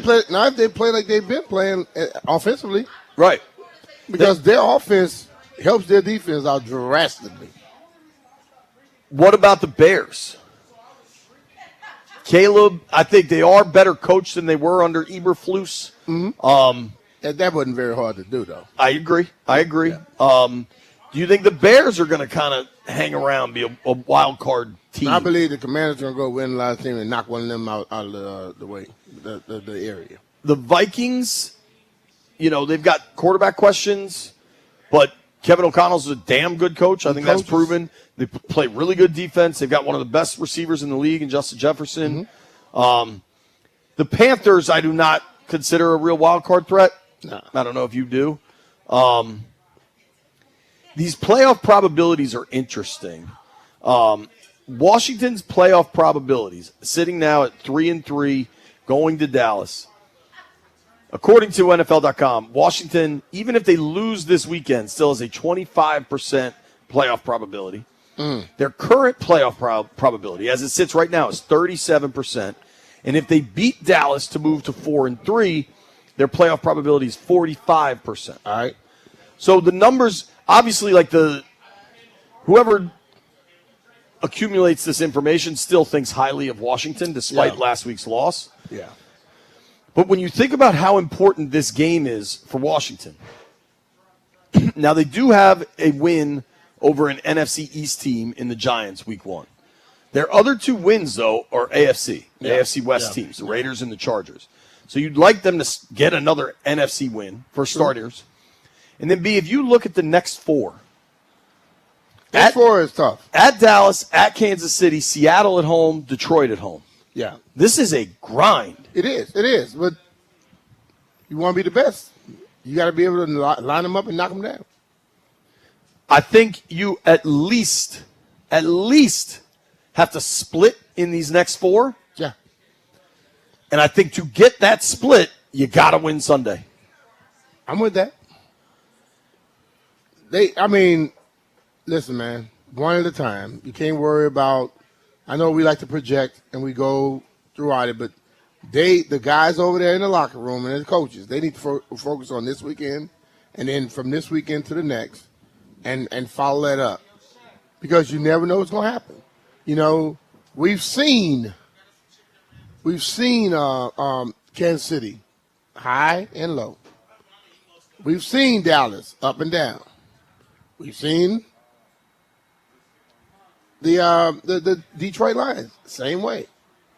So we got to just figure that out and then put yourself in a position to where you have a fighting chance. Totally. It's not that different. I mean, last year they were 4-2 at this point. Hey, man, is that Elmo walking dogs? Elmo, all right, so we're live. Is that Elmo walking dogs? Jeff, go get that guy. All right, we are live at D-City Smokehouse in Northwest We don't want to bring Washington. that guy in here. He's waving to Jeff. He likes Jeff. That dog going to lose his mind if we come up here and smell all this damn brisket. We are live on Florida Avenue, and there is someone dressed up as Elmo walking a dog on a skateboard. We're not making this up, Jeff. Whoa, he's walking a number of dogs. That's what I'm saying. He's got 3 or 4 dogs. Yeah. And Jeff's taking a photo. We will tweet that out from the BMitch and Finlay account. Shout out to Elmo walking the dogs on a skateboard. Never know what you're going to see on Florida Avenue. God. Feel like I'm in New York now. that was interesting and unexpected. That was very, very odd. I just looked over and I'm like, I see something red moving. I don't know what to make of that. A lot of people are taking photos with Elmo. Is that really Elmo? Elmo is red? Yeah. I heard Jeff asked if he could tickle him. I just got this tweet from Airplane Doctor. He said, we got to pump the brakes. We only have a 1-game difference between this year and last year at 3-3 versus 4-2. Best ball still ahead of us. We'll be fine. I like that mindset. I think you got to win this week, though. And B, I think the line is interesting here. Vegas has installed Washington as a short road favorite. And I think, frankly, they have baked in at least Terry not playing to this line. I don't know that if Debo gets – I don't think Debo's going to get ruled out today. He may end up not playing, but I don't think they'll rule him out today. Part of me thinks Terry's going to get ruled out. Short road favorites I kind of like, although this line did move. So it was, man, this has moved a bunch depending how you look at it. What is it at? It was floating around 2.5, 3 points since it opened. Washington favored, and now it's down to 1, 1.5, depending where you're shopping. So, I mean, that is some real line movement, man. So maybe Vegas is baking in Debo's not playing at this point. I don't know, man. They got injuries, and they're there. They're in Dallas. You look at Dallas's defense, but you got to look at our defense. And I would think it'll be right around where it's been. Yeah, I mean, offensively, they've got Dak. Just his total is 263.5. I mean, that's significant. Dak's averaging about 270 per game through the air. Javonte Williams has been a really good running back. They've got Bill at 69.5 rush yards. Javonte Williams at 68.5. Jaden at 46.5 rushing yards. The only dude, they don't have a single, and this makes sense because of the uncertainty, right? But there's not a single Commanders receiver that you can get odds on their receiving yards. How you doing, man? You can get odds on CD, you can get odds on Pickens, you can get odds on Jake Ferguson, you can get odds on Javonte Williams. As of now, they don't even have odds on Ertz. I find that surprising. The only pass catcher you can get odds on is Ja'Cory Krosky-Merritt. Bill at 10.5 receiving yards. Well, that's a guy they know for sure and has played often enough where they could come up with some type of at least average of what they think. White Brian, see if you can at least find an Ertz prop. I don't know why they wouldn't have Ertz props. That seems kind of odd to me. I don't know, man. This is a massive, massive game for the Commanders. And obviously it's a rivalry game. It's a division game. But you don't want to fall under 500 with a trip to Kansas City looming. Yeah. You know that. I totally agree with that. That team there, when they start seeing blood in the water, they begin to circle, dog. Totally. And I just think for Washington, for the Commanders this week, we're not deep into the season yet, but it's no longer early either. No, it's not early, but this is the time when you begin to show what you're about. And I think even like we talk about the guys that are inexperienced, at this point in time, it's ready to go because we always talk about like getting vested. After 3 games, you're vested. This week 7, the rookies no longer considered rookies. Right. Guys are seeing them as like you're a vet now. They got to start making plays. I mean, if they are going to be the guys going, they got to make plays. Agreed. First year, second year guys, whoever. It's time to go. Who do you think can step up if Dorrance is out? Was it Holmes? I like Jalen. Yeah. Somebody's got to set the edge, man. Yeah. I mean, at least turn your back to the sideline and just try to turn everybody inside. Don't let them get around the edge because that, to me, is the biggest problem we've had on the running ball game, defense. The team has announced captains for this week. This is a really cool story. Excuse me. Chris Paul is going to be a captain this week. There was real question, I'd say, going into training camp if Paul would make the squad. He not only made the squad, but he, through the last 4 games with which he started, he might be their best lineman, their most consistent lineman in that stretch. Tunsil's been very good, but he had a rough game against the Bears. Biotish has been very good, but had a rough game against the Falcons. The Chris Paul story is really cool, and I'm happy for him because he's a nice guy. Von Miller, I believe, is from Dallas. Von Miller is going to be a captain this week, as is it got Von? Okay. Second-year safety Tyler Owens will be your special teams captain. T.O. T.O. was a speedster down there in Texas, man. Dude ran like a 10. Where'd he go, Texas Tech? No, it was high school. He ran like a 10-0 something, 100 meters. Damn. Help me understand, like, what's like the world record? 9 something? 9 something, man. They were running at 9.7, something like that. But high school running 10-0? 10.05? What was your? Did you run the 100? Yeah. What was your fastest? 10.36. Damn. Like That what would flying, man? What would Darryl Green run the 10 in, or the 100 rather? The 100. Knowing Darryl coming out of college had the fastest time I think in the world, even with Carl Lewis when he was coming out of college. He ran like a 9 something. Damn. Usain Bolt. 9.74, right? 9.58. 9.58. Yeah, but everybody questioned a lot of these Olympic guys these days that they eating purple potatoes and stuff. I don't know what that means, but I don't know what it means either. I mean, I eat sweet potatoes. I like sweet potatoes. But I mean, I don't know if I'm gonna eat one that's gonna make me faster. So I don't know. I'm just saying. So you got Chris Paul, Von Miller, Tyler Owens as your captains this week. Generally, when they introduce the captains, is right when DQ's about to talk. I don't know, man. Going to be very curious to see what happens. Also, Tay Martin has been up, I believe, the last 3 weeks. Mm-hmm. He's not an option anymore. Do you think they would go? Ja'Cory Brooks was up last week. Didn't they release Tay Martin? Tay Martin's released. He's not going to be playing. Yeah.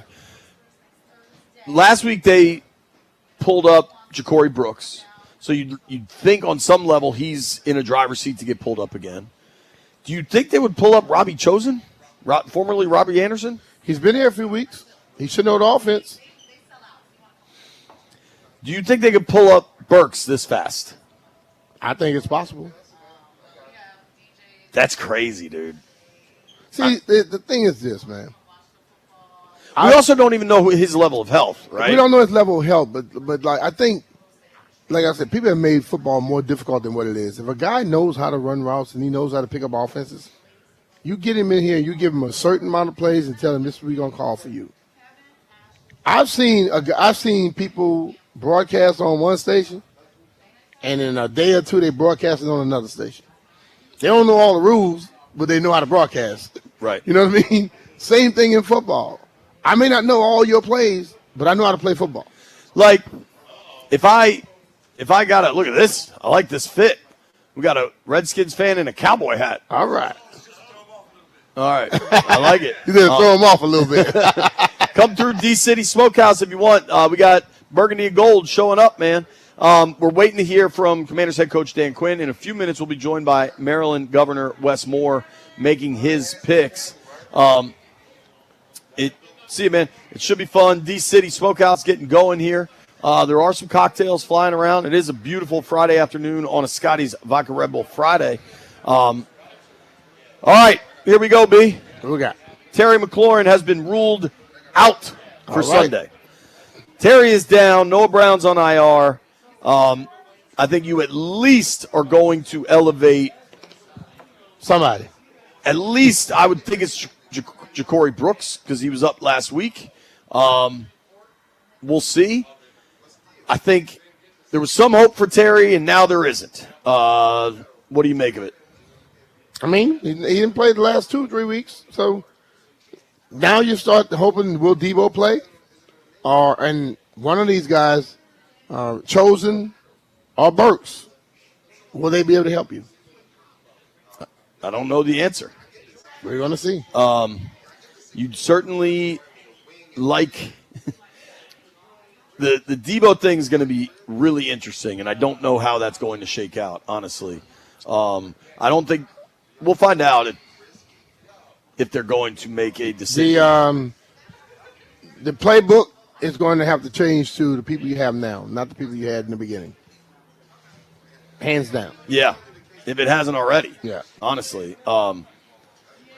Terry McLaurin ruled out for Sunday's game in Dallas, and we're going to kind of wait and see what else Dan Quinn announces here. Dorrance Armstrong is also a really big factor. Now, it's not all bad news. You might be getting Sam Cosmi back, which could certainly help. Help the running game. I think Dan Quinn has said that Terry McLaurin is frustrated by this situation, but his body's just not ready to go.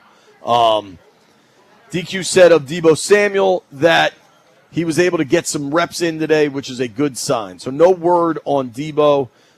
Big questions remain with Sam Cosmi and with Dorrance Armstrong. Seems like Cosmi's trending the right way.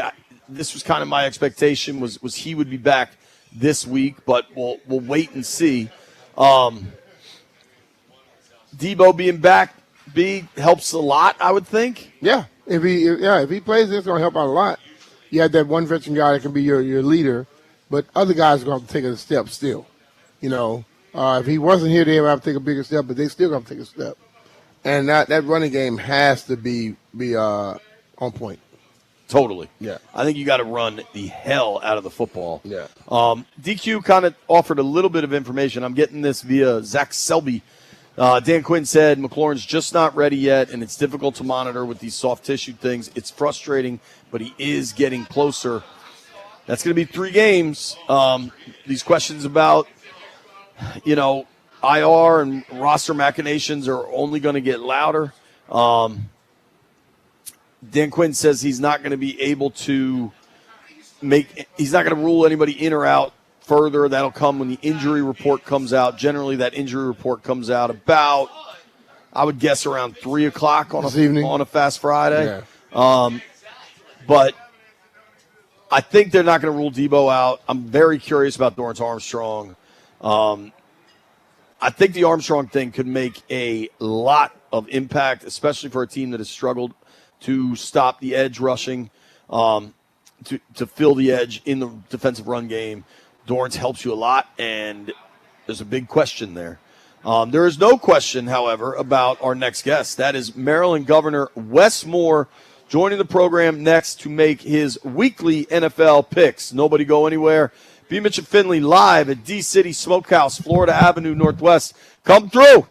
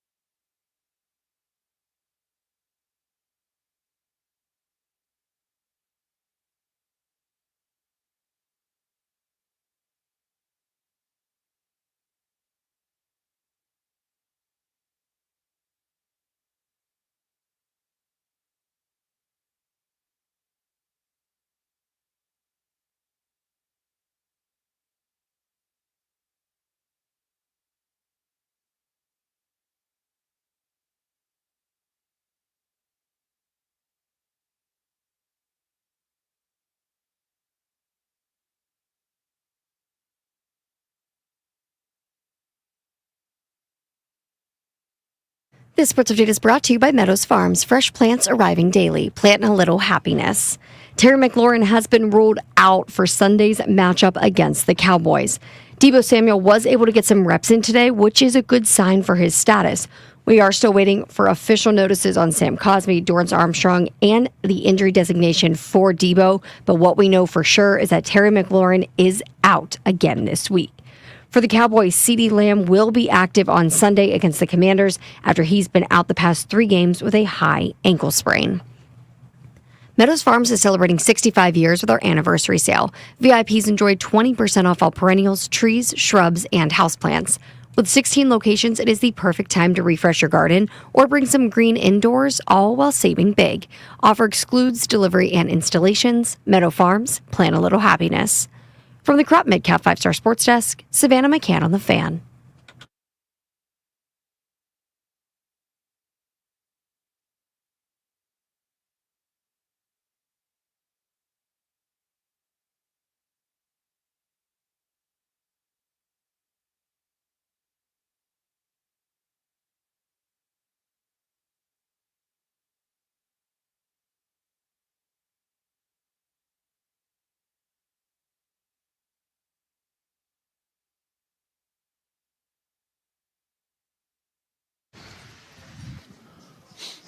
BMitch and Finlay 106.7 The Fan.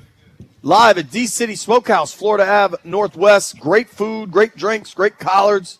We're enjoying ourselves down here, and we're fired up to get on the Rude Guest Hotline and welcome in the governor of the great state of Maryland, Mr. West. Gov's like, why you didn't invite me? Gov, you're welcome to come down. Whatever you want is on me, sir. Listen, careful what you say now. You got a lot of listeners. Well, I'm saying that to you, sir. Not everyone, just you. B, we should wish the governor a happy birthday. It was his birthday this week. Oh, man.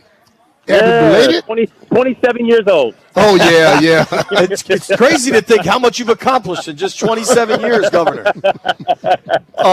It was great, man. It was fun. It was a good time, but it's wild because we work out with the over the Naval Academy in the morning, and they have a way of hazing you on your birthday. So I'm still feeling it. Oh, they got you. Well, and that was after Lord have mercy. That was after Sonny's house too. So I imagine it was exactly that morning right. came extra early. It came real early. But you have a motor, man. You can keep going. Before we get into this week's picks, I know you're a busy fella, so I understand if you didn't get to watch it. But as a Ravens fan like you are, to see Joe Flacco ball out last night for Cincinnati and for them to take down the Steelers, you had to enjoy that one a little bit. I did, and listen, I like Joe Flacco. Like Joe got us a ring. You know what I mean? Like so he's one of these people that no matter what, like you're good with Ravens fans for life because you brought a championship home. And right. I have to tell you one thing I'll say about Joe Flacco, that run that he went on during the playoffs and into the Super Bowl was really one of the more miraculous runs that you have seen a quarterback have, over a consolidated stretch like that. So when he got the bag after that, I don't know if y'all remember, but he became one of the highest paid quarterbacks in the NFL, which is crazy when you think about it. But I'm like, listen, he brought the team a ring. So, I'll never be mad at Joe. He's still spending that money. He's still spending money from '88. Yeah, I agree with you, and that was a fun game to watch. A lot of times those Thursday nights aren't, but I enjoyed watching it. And Flacco just seems so chill, so calm. And you know what he realized? Hey, I'm just going to chuck it to Jamar Chase 100 times, and good things will happen. Exactly. And what did Chase have? Like 38 fantasy points or something crazy? Yeah, he killed me. Out. If you're in a PPR league like I am, Jamar Chase he killed me last night. Yeah, he had a great game. 16 receptions to do that. Yeah. All right, Gub. Let's get to this week's games. We got a really good slate. It's been a cool year in the NFL because it seems so wide open. There's no one truly great team, but a couple good stories. Let's start with the Rams and the Jaguars, sir. Yeah, this is well. First, you're absolutely right. I mean, there's a lot of really good games because I think what we're seeing a lot of teams that are good. You're seeing certain teams that are very good, but there's no team that is great. And so this is actually turning the league turning this season so far is into a really interesting thing. And I think, listen, I think with the Jaguars and the Rams, it's the same thing that you're seeing two teams that have shown flashes, but two teams that also have some real weaknesses. So I think that the Rams end up pulling this off. I mean, it's been a while since the Rams have lost back-to-back games. I think they are a team that does come back and comes back well. They play in London this week, so there's no real home field advantage because, for example, if they were in Jacksonville, I think it would matter more. The fact that they're in London is going to be complicated.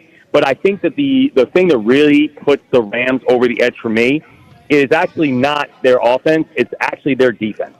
Their defense has studs. Yes. Yeah. They've been good, man, and they're hungry. And I think that I think Trevor Lawrence is a dog. I think he's a real deal quarterback. But at the same time, I'm not sure if he has seen the kind of defense that the Rams are about to bring. So I'm going with the Rams on this one. Yeah, that kid Verse is an absolute stud. But 9 hours ahead may affect somebody. Sure. Actually, Gov, I'm curious. The Rams practiced at Camden Yards this week. Did you? I know, it was great. It was great. Wasn't it cool? It was really cool. Did you see the picture of Stafford throwing off the mound? I thought that was really cool. It was fun. It was funny. Actually, he needed to be careful though because after what happened with our bullpen last year, they might not let him leave. Yes. I got an idea for you, Governor. Let's get a college football bowl game to Camden Yards. How cool would that be? Oh, that's dope. I love that idea. They should do the Rose Bowl there. The Crab Bowl. Yeah, you have my full support. The Crab Bowl. Yeah. All right, next on the ticket, the Eagles and the Vikings. The Eagles in a little bit of free fall have lost 2 in a row. Minnesota is a tough place to play. That I've been in that building. It gets loud. What do you like, Eagles, Vikes? Yeah, this was actually kind of hard for me because it's not like, because people say there's been tough losses for the Eagles, but honestly, it's not like their wins have been pretty either. This is a team I can't quite figure out. I mean, the thing I like about the Eagles is they are a team that knows how to win tight. And I think that's just championship metal. You know what I mean? Good teams know how to win close games, and the Eagles show they know how to win close games.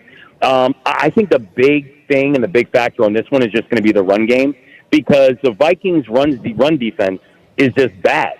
I think they're something like 24th or 25th in the league in rushing yards allowed. And so I just think it's very, very difficult when that's your run defense and you have Saquon Barkley coming into town. I think Saquon's probably going to get that 20, 25 touches. They're going to keep on feeding him.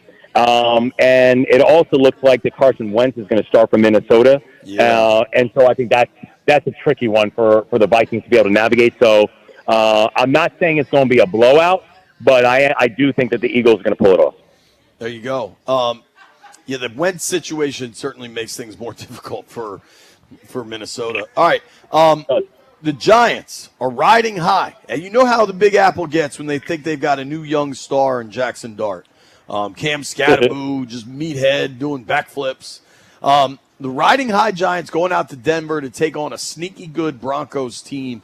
What do you like in this one?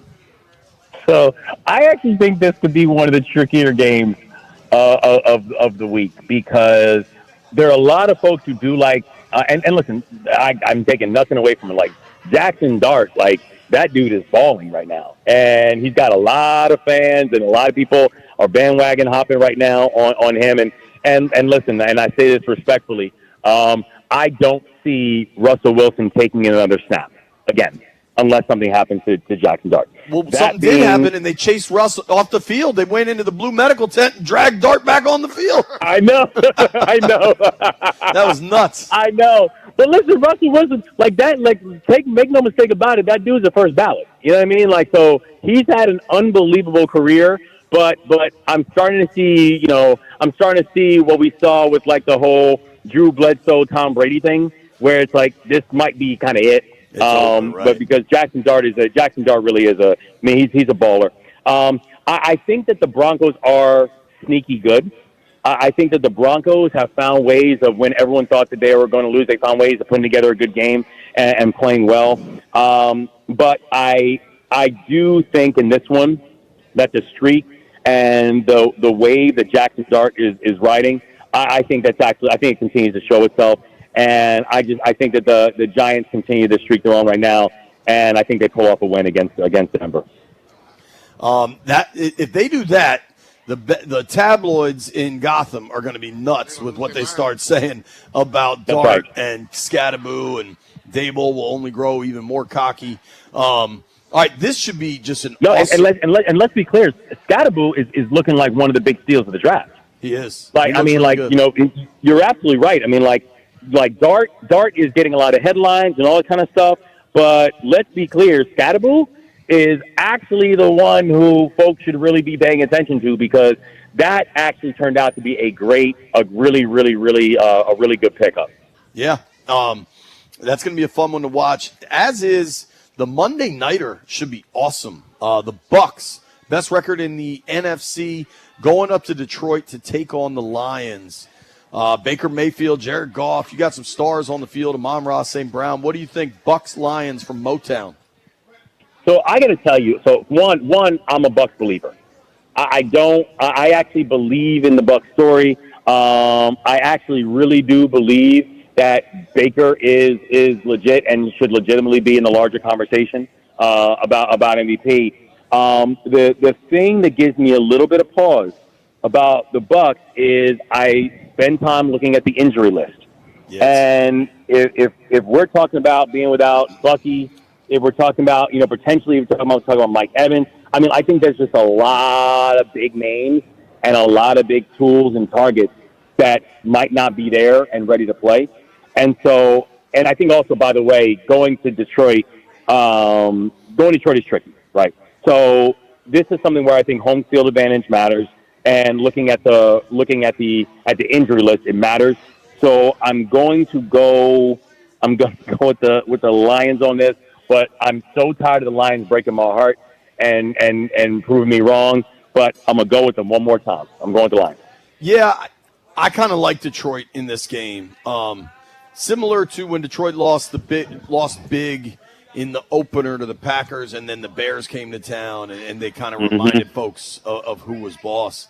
I want to ask you about the Commanders, obviously going down to Dallas, but the way the Ravens season has gone this far, I imagine you're not too upset to have a bye week and just a Sunday to hang out with the kids and not have to be stuck on the television or driving up to Baltimore. Yeah, I mean, it's nice to know that I'm going to have a Sunday where the Ravens don't lose. Right, exactly. All right, so for Washington, it's a really, really big game. They gave that thing away to Chicago late. It was a gutting loss for the Commanders, but you got to get right back on the horse. They go to Dallas to face an explosive Cowboys offense, but a subpar Cowboys defense. What do you think happens? Yeah, and so one, I know there's there's been a whole lot of chirping. I know even amongst family about, what happened to Jaden and da-da-da. The only thing I'd just say, in the words of Aaron Rodgers, relax. It's going to be okay. I mean, it was a bad fumble. I get it.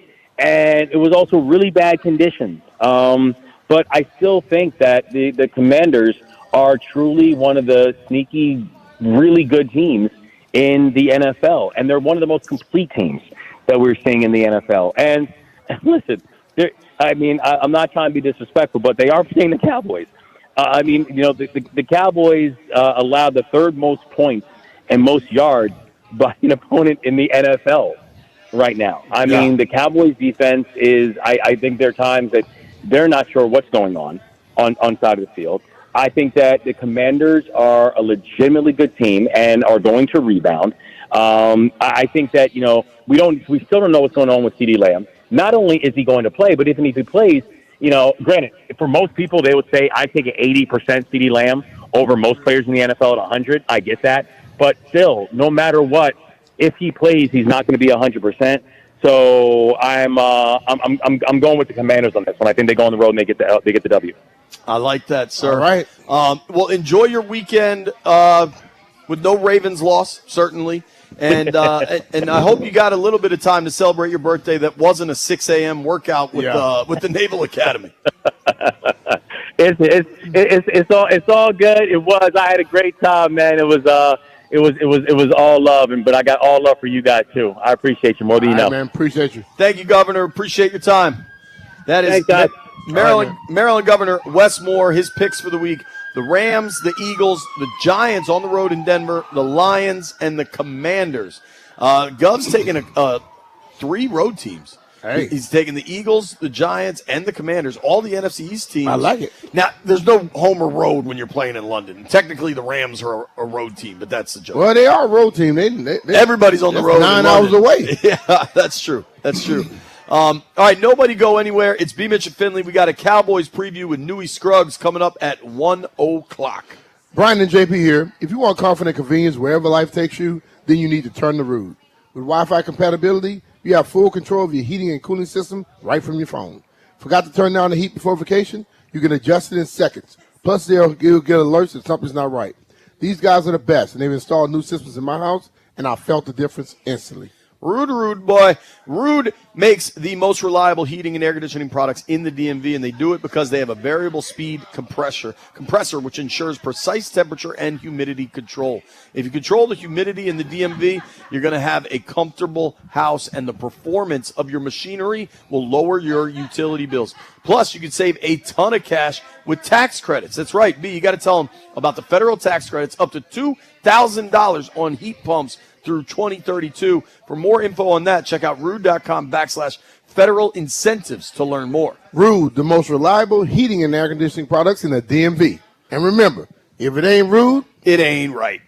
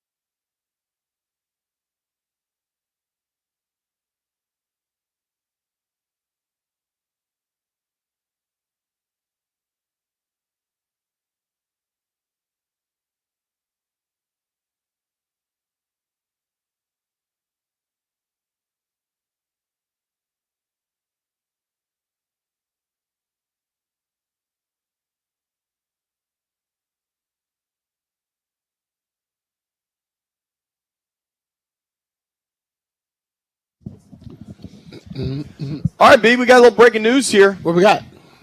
All right, Terry McLaurin's not playing this weekend. Okay. Dan Quinn ruled him out. Did not rule out Debo. Didn't make any other proclamations regarding Debo, Dorrance, Cosme, any of them.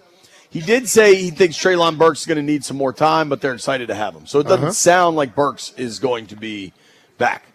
But I got news out of Dallas, and it's weird. What? Per Cowboys head coach Brian Schottenheimer, Trayvon Diggs had an incident at his home last night that has landed him in the concussion protocol, and Trayvon Diggs will miss Sunday's game against Washington. Pressed for more information, Todd Archer of ESPN reports, accident would have been a better word. Brian Schottenheimer did not have information on what actually happened. He said Diggs showed up with concussion symptoms and was looked at by Cowboys doctors this morning. Did he slip down the stairs? Sleepwalk? Horsing around? Dove in the pool? Get hit with a frying pan? Dove in the pool on the wrong side. Thought it was the 8-foot side, and he dove on the 3-foot side. My boy Peter broke his nose doing that in Jed's pool. Yeah, it could happen. He ain't playing. That's the only concrete information I can provide is that he's not playing. Because it's Trayvon Diggs and it's Dallas, seems kind of funky. Cool. But, I don't know. I'm not going to pretend to know. Yeah, man. I'm serious. Freak accidents happen. So, I didn't get hurt, but I could have. I'm walking down the steps one time and just decided to miss that one step. Right. And I ended up on the marble floor. Boom. Luckily, I was able to turn and I hit the back first instead of hitting the face or something like that. So. I mean, totally. Our guy, White Bryant, concussed himself in the ocean. Yeah, he at the bottom of the ocean. White Bryant's on vacation, apparently. And the ocean is deep. Hold on. Depends where you are. Yeah, how the hell? But still, he slammed his face in the bottom of the ocean. I don't get that. I don't know what's going on. So, I mean, obviously for Washington, they've got their own injury problems, but now Dallas is out Trayvon Diggs. We had Sean Sharif on the show yesterday. Newey Scruggs going to join us. Got that right, huh? In just a moment. And Sean said we're not sure how good Trayvon is at this point in his career anyway. Yeah. But still, it impacts your It impacts. He was a starter, right? Yeah. Okay. So it's not impacted. It seems weird, though. Oh, Sean. It seems weird, but the mere fact, something happened at home, and sometimes I'm gonna be honest with you, if it's nothing that's he caused himself in a sense, like doing something outlandish, then it ain't really the public's fault. Well, I mean, publics are concerned. Right. I agree with that. It's not their business at that point. I agree with that. I think, our guy Barstool Nate shattered his leg stepping out of an Uber. No, stepping off of a curb. Stepping off of a curb. The curb is like 6 inches, and the dude like 5'2", and he stepped falling in almost a good part of his body, and he stepped too hard. Yeah, I mean, he's just clumsy. Gets to stepping. Yeah. Landville, I'd like to re-rack Jeff's song to take us to break, if that's possible. If it's not possible, no big deal. But I told Jeff I'd play it again, and we'd like people here to know his musical prowess. I think for Washington, I just keep circling back to this. If you're the team many believe, and honestly, Governor Moore just said this, people got to relax. It was a bad fumble. What did the caller say? We were 4-2 last year. We're 3-3 this year. Right. It's one game off. You still can go accomplish the things you want to accomplish. Totally. But to do so requires a win this weekend. It would be best to get one this weekend. You can still get it done if you don't, but it would be best to get one this weekend. Because getting pressure off of your back is vital. Vital. Yeah. When we return, let's see what's going on in Dallas. Our friend Newey Scruggs from NBC in Dallas will join the program.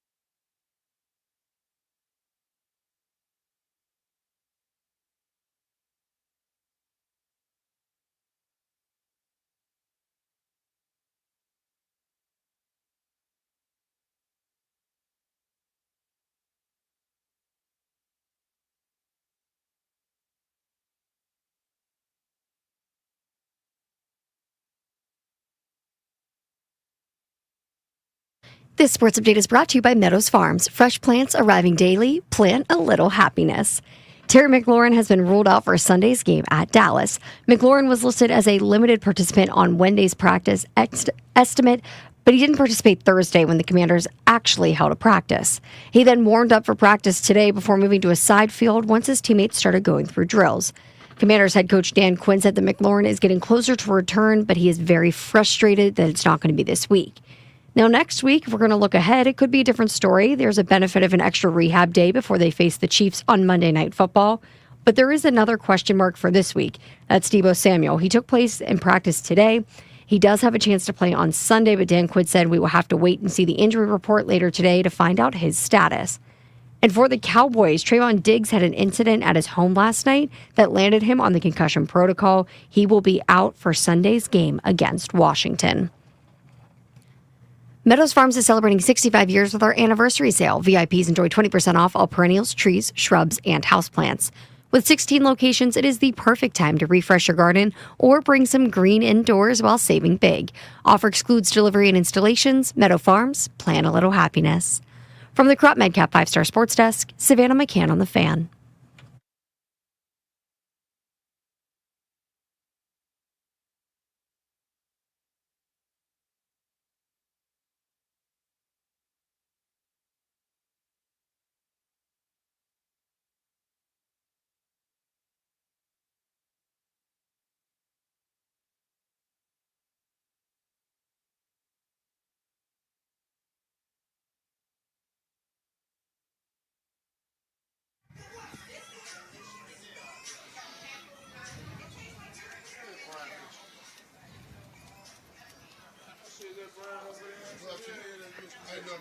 BMitch and Finlay, 1067 The Fan. Live at D-City Smokehouse, Florida Avenue, Northwest D.C. A lot of folks starting to enjoy their Friday afternoon in here. Shout out to our guy, Tay. Always great to see Tay out of the chat and in person. Yep. Right now, we're going to the Rude Guest Hotline, and we're going deep in the heart of Texas. Our friend, Mr. Newey Scruggs, joins us. What's up, Newey? How you been, bud? Hey, man, I'm good, man. I'm still alive, still kicking. So, those things we look for. We love to hear it. You can watch Newey on TV down in Dallas. You can follow him on X at Newey Scruggs. One of the best to do it. Always been a kind person to us. What do we make of this Trayvon Diggs situation? Brian Schottenheimer just revealed he won't be playing this weekend. Had an accident at home and showed up to the facility with concussion-like symptoms. In a year where a lot of crazy stuff's happened, here's one more crazy thing, They dead last against the pass, so, just, it is what it is, man, It is what it is, brother. So what is the speculation, Newey?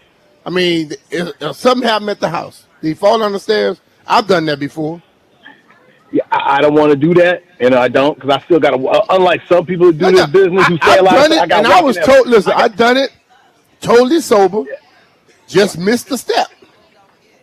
So, in about 90 minutes, I'll be in the building. Then I'll get a better sense from some people in the building about things. But right now, I'm not in the building. I don't know. Hadn't called anybody on it yet, but Yeah. Yeah. All right, so get us up to speed on all other things Dallas. Looks like CD is going to play this week. Offensively, they've been fantastic. Do you expect that to continue? Yes, I do. One of the things Carolina did a nice job against the Cowboys last week was moving a safety down into the box to limit the run. And they did a very good job on the other Cowboy receivers. And so you bring in CeeDee Lamb this week to go with George Pickens, and with Jake Ferguson out there, it wouldn't be wise to try to do the same thing that Carolina did. Plus, Carolina's front four did a fantastic job of bullying the Cowboys' offensive line. So if the Cowboys can have a CeeDee Lamb out there, it's going to be a little bit different for Joe Wick to try and defend this team. So that's a positive there. And look, Pickens has been a better receiver than Lamb this year, hands down. That guy's a hell of a player. And I asked Dak yesterday, I said, considering what you've been able to do with Pickens, is this the time you go to Jerry to say, hey, You see what I'm able to do with this player and with a CD Lamb. Can you keep him? Because that's not normally something Dak has done. And he says, yes, I will be going to Jerry and have that conversation. So, that's a positive. And one of the things I'll say for Dak, and I look at Peyton Manning, and Peyton Manning, we all know, was a fantastic player. But Bill Polian always did an excellent job of making sure he had top-flight receivers around him. He used first-round picks on a Marvin Harrison, on a Reggie Wayne, on an Anthony Gonzalez. There were the Dallas Clark. There were always weapons around him, and I don't think that Jerry's done a very good job during the years of keeping enough weapons around his quarterback. Well, is the offensive line, you say that the offensive line got bullied by the front four of Carolina. How good is the offensive line of Dallas? Well, I mean, you understand, 2 weeks ago, they were starting 4 offensive linemen who were all backups. You still won't have your starting center, Cooper Beebe, on Sunday. Your first-round pick at right guard, Tyler Booker, was out. He'll come back this week.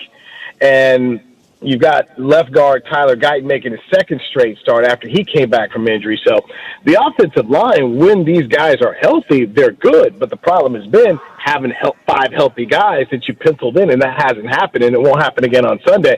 But Tyler Booker at right guard is a help. I mean, this dude's the truth. He's a very good football player. And what about the level Dak's been playing at? I mean, just watching from afar, I'm not pretending that I've studied the Cowboys on tape or anything, but he's been phenomenal. 3 weeks, over 800 yards, 11 touchdowns, and 1 interception. That's you're taking that all day long. But unfortunately, they're scoring 30, but the other team's out here scoring 31. Or you score 27, and with 6 minutes and 7 seconds to go, the Carolina Panthers take the football with 6:07 to go and run out the clock. Right. Wow. Dak thought, hey, we're gonna get the ball back. You never got it back. So you're having to be perfect. And one thing they've got to do is they've got to figure out how to find 4 more points, which means don't kick field goals. You got to stop kicking field goals. That's the difference in the Philadelphia game. It's the difference in the Green Bay game. It's the difference in the Carolina game. You guys shot yourselves in the foot in the red zone and had to kick a field goal. You're not good enough to do that. You got to get touchdowns. Yeah, certainly. We're talking with our friend Newey Scruggs here on the Rude Guest Hotline. Rude makes the most reliable HVAC equipment in the DMV. You can follow Newey at Newey Scruggs, SCRUGGS. All right, let's switch this around. The Dallas defense, you mentioned it. They're scoring almost 30 a game, yet they're under 500. The Packers game was a great example of the Dallas offense just competing at such a high level, but defensively a complete inability to get stops. What, if any, how does Dallas improve defensively? Like, should we expect more of the same? Have some doggone pride, okay? Really, just have some pride. Rico Dowdle, who played for you last year, sat up there and said, hey, they better buckle up. Then doubled down on it and said, yeah, I said they better buckle up. They know. Then went out here and ran for 180-some yards, total 239 yards. I mean, that's Muhammad Ali saying what round I'm going to knock you out in, and we did it. Wow. And these dudes afterwards were like, yeah, man, props to him, man. Yeah, he did what he said. But that's pride. Really? So that's the first thing, man. Stop getting beat up. Stop letting people call out your number and just go whoop up on you, man. How about doing that? How about everybody play the lanes? How about somebody buy into the system? Got too many dudes out here talking about what it is they do or don't like. So have some pride, guys. That's the first thing. So that's it. That's it. How good is the running game of Dallas? Javonte's a good player now. Javonte's good. But once again, we all know you can't do anything if the 5 guys up front aren't doing what they need to do. Uh-huh. So that's where the health thing comes in. And early in the year, we've seen Javonte have some good games. But, man, last week against Carolina, man, we give the other fans credit. They came out there and they did their thing. That's it. It ain't that hard, man. It ain't that hard. I mean, really. Hey, block him up front, right? Block him up front. Run the right plays. In the league, like when we saw Cincinnati win last night, the Cowboys aren't bad, but they're not good enough to make the mistakes that they're making. Yeah. This is a little different, Newey, but I saw you post something last night or yesterday about Javonte Williams, and this blew my mind. Listen to this, B. Javonte Williams played his college ball at Carolina, right? He graduated high school as a 16-year-old and was the valedictorian. He had a 4.6 GPA, and the lowest grade he ever received was a 97. Kind of sound like me in high school. Newey, what's it like to cover a guy like that? What is Javante like? Y'all laughing. I'm serious. I went to school on a chemical engineering scholarship, Newey. Doesn't sound like me in high school. In high school, we had this thing called Breakfast Club where we drive down Georgia Ave, pick up a fifth of Zelco, and drink it before we went to class. So that doesn't sound like me in high school.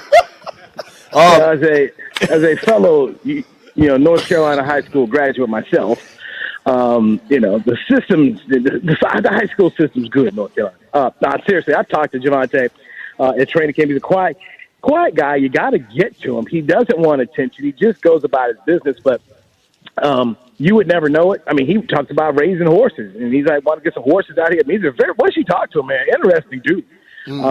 Great guy. And I know Sean Payton, he was done with him in Denver, but I watched him run at Carolina. The guy's a good football player. He's finally healthy again. And I just think having Pickens out there, some healthy linemen, we're going to see Javante continue to be a very good running back. And look, they identified him early on. I know they only gave him a 1-year deal, but this is a football player that if he continues at this rate, they'll probably give him a multi-year contract because he's that kind of solid citizen and just a good egg, and people in the room all like him. But yeah, man, quiet, smart guy. He doesn't run it in your face. You got to ask him about it, but when you get him going, man, he's a fun little interview. This is crazy. I didn't know this. I'm just learning this from Nicky Jabvala.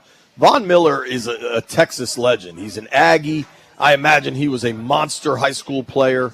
He's never played at AT&T Stadium. This Sunday's game will be his first time at Jerry World. Does that surprise you, Newey? Hey, look, man, dude's life has been just fine without playing in Jerry World, ain't it? Guy's going to the Hall of Fame, doing just fine. Meanwhile, Kyler Murray's played at AT&T Stadium, high school, college, and the pros never lost a game. And, look at his career. I'd rather be Von Miller.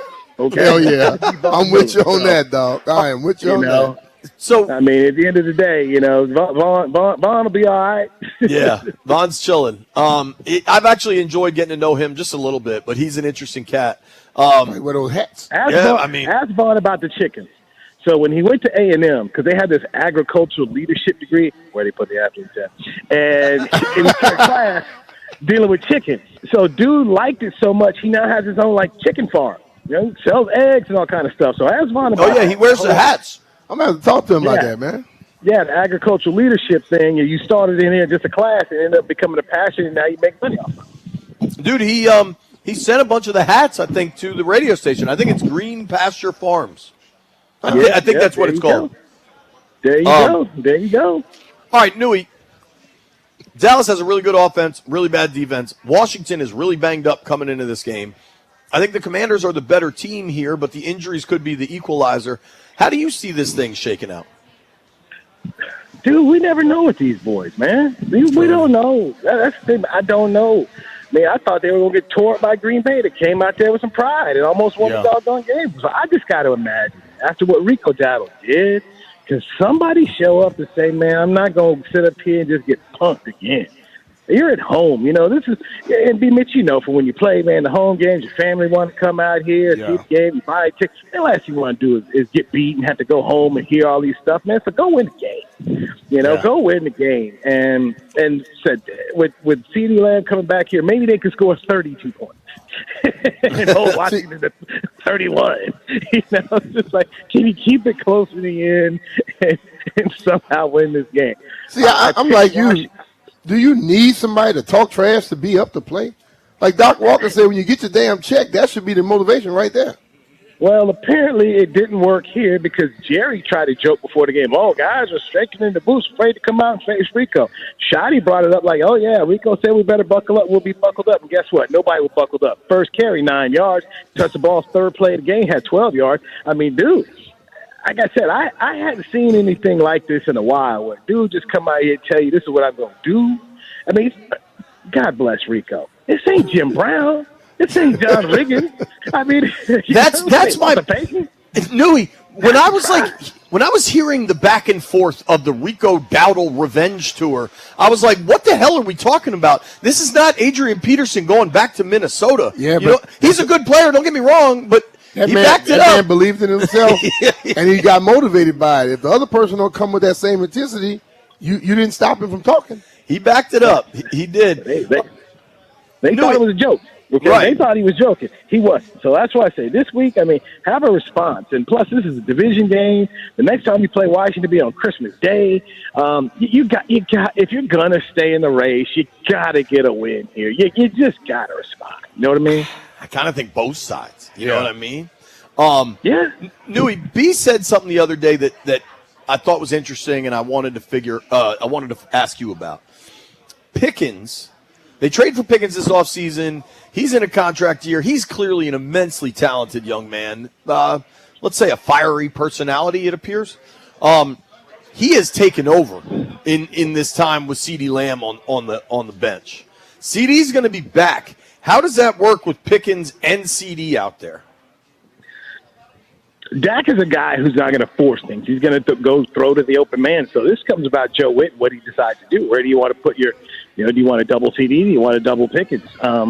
Personally, look, if it's a final drive going, I'm going to Pickens. Now, what I saw from CeeDee Lamb in that Philadelphia game where you out here dropping balls 4 times, peeing down your leg when you need to have it done, I don't trust you like that anymore. I'm going to Pickens. Pickens can get those PI calls because he's a bigger guy. That dude right there is balling. And, oh, by the way, I'm always going to throw to a dude who's up for a contract, who wants to get paid. They're going to go out there and die because they know the check is coming. And David Mugoletta is his agent. So, doggone it, fine Pickens. Talking with our friend Newey Scruggs, getting information on the Dallas Cowboys in the way only Newey can provide. I have very just one open-ended general question for you, Newey. How's Jerry? Well, that's loaded. It's loaded, look, Jerry's still out here selling his hopium. I'm going to tell you, well, we might use one of those draft picks from the Packers to move it to get some help. Dude, ain't no help out here for you to get with one pick. You need to do a total rebuild. Then Jerry's sitting up here, well, I couldn't wait to get Matt Eberflus because, we saw him out there. So now we know Jerry hired Matt Eberflus and not Brian Schottenheimer. There you go. It's the Cowboys, man. It's the Cowboys. So the man said he wanted soap opera. It's a soap opera, so it is what it is, man. Well, I'm telling you, it's selling. It's selling. Yeah. Hey, man, the stadium going to be full on Saturday. People paying $100 a part. They're going to buy the margaritas and the beer. You ain't going broke. Okay, tell you that. Ain't gonna win the Super Bowl no time soon, but he dying rich. Newey, I've told you where I park when I go to Jerry World, right? I pay $100 to park at the Condom World across the street next to the Walmart. It's called Why don't you get a parking pass from Scott Goldman? They've been out of them previously. Wait, you park where? There's a Condom World next to Walmart. Condom World? Yeah, you've seen it, right, Newey? It's right there next to Walmart. Big old sign. No, I don't. I've never seen that. Really? I've never seen that, sir. I've been parking there for years. You get it? Okay, I think you're going over there because you're trying to go to the Condom You get in and out easy. I will. Email me and I'll send you the guy. Okay. All right. No, this week I'm an Uber, but okay. My point is. What is the point? If I'm paying $100 to park across the street behind a Walmart, Jerry is still getting super rich every damn day. And it's like... That's all he cares about. What has the frustration level grown to with Dallas fans? Like, are they still mad about the Parsons trade, or are they kind of wrapping their brain around that now? No, they were talking about Parsons. The stadium's full, okay? When the stadium's not full, then when you have a conversation, stadium's full, okay? I remember during the college football playoff game was there. They showed Jerry on the screen. Fans were booing. I just laughed at him. Like, you people, you laughing at this man, but you just paid $50, $70, $100 to park here. You buying his beers. He making money off you. You know what? Boo me. I wish I could have that kind of life. Boo me all day long. That guy's winning. Okay. At the end of the day, he's winning. He's in the Hall of Fame. He's got 3 championship rings. If he dies tomorrow, he's going to live a hell of a life. Yeah, you're right, man. And the people still booing. And then, he's still cashing checks. There you go. Yeah, I think Jerry has figured out the the life Every of, day is Sunday, dog. Yeah. Yeah, dude. Yeah. I want you know Ken Belson at all, Newey? We just had him on the show. He basically just wrote a book on how Jerry Jones changed the NFL. Really interesting conversation. No, but I know so much of the story. I mean, this is what 27 years I've covered the team, and just my own conversations with Jerry. But no, Jerry changed the league, and the whole TV deal, and I mean, there's just so much he's done, man. He's all good. He's all good. Well, all right, fellas, I got to run here. I got an appointment, and then I got to get over to Jerry World to find out what the heck happened to Diggs, and let's make sure the defense can't go to become the 33rd defense in the league. I knew he. We appreciate your time, man. Thank you. All right, guys. Be well. Bye. That's our guy, Newey Scruggs from Dallas. A tremendous reporter with a unique perspective. I always enjoy talking to Newey. When we come back, we're going to talk to Aubrey Kingsbury, goalkeeper for the Washington Spirit. Big action coming this weekend for the Spirit. Nobody go anywhere. What's up, fellas? It's BMitch here. And if you still using those collars that lie down like you do on a night of sleep, you need to step it up and go to our friends at Collars & Co. You might have seen them on Shark Tank. They give you that crisp dress shirt look with the comfort of your favorite polo. I wear mine to the studio, hit the course, or even just for a night out. There are no wrinkles, no dry cleaner. Just throw it on and you're ready to roll. CollegeandCo.com. And now you can check them out in person. Their new store opens October 15th, which was 2 days ago, at Congressional Plaza. Make sure you go over there and check them out. Get 20% off the orders over $99 with code BMitch20. That's BMitch20. Over $99 to get you 20% off. College & Co. Stay sharp, just like your boy does.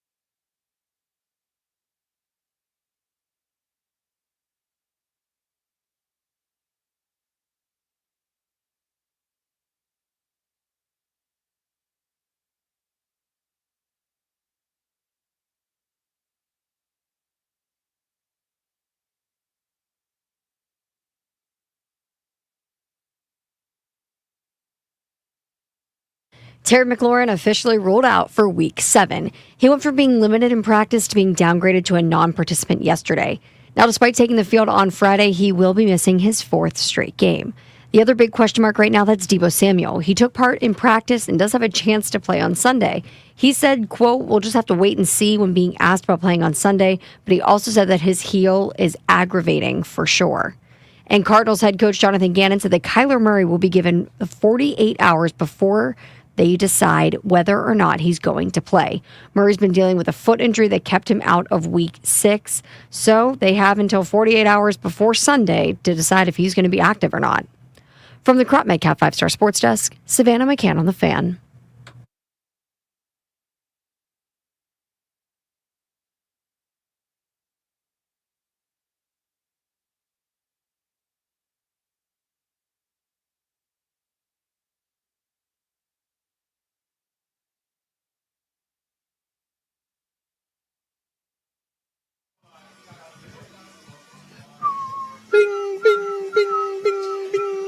One more time.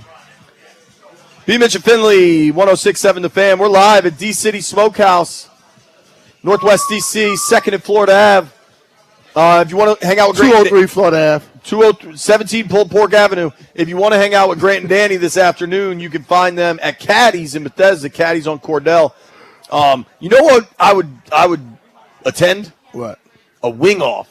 Because the wings at Caddy's are banging, but the wings here are phenomenal. So you just say they won. Phenomenal is better than banging. I don't know what it is. This spice they use, I would like to purchase some and take it home. Whatever the spice is, I would like to purchase We that. might give you a little bit. Break me off a piece. The spice is phenomenal here. It's like a little heat, little sweet. The dry rub wings, banging. In moments, we're going to be joined by Aubrey Kingsbury, the goalie. It's called Hot and Sweet. Okay. The goalie for the Washington Spirit. The Spirit are in the playoffs. They've already clinched the playoffs with four games to go. Yeah. That's pretty significant. Aubrey's been doing a great job. Also, we got, I forgot her name. Trinity Rock. Trinity. I think she might have just gotten She got hurt, but I think she may still be able to come back and play in the playoffs. That's Dennis Rodman's daughter. Yeah. If y'all didn't know. I think they also have I think they have a new head of marketing, or is it head of she's the manager of marketing and licensing. Yeah, I think I know that little girl. I've been knowing her for like 25 years.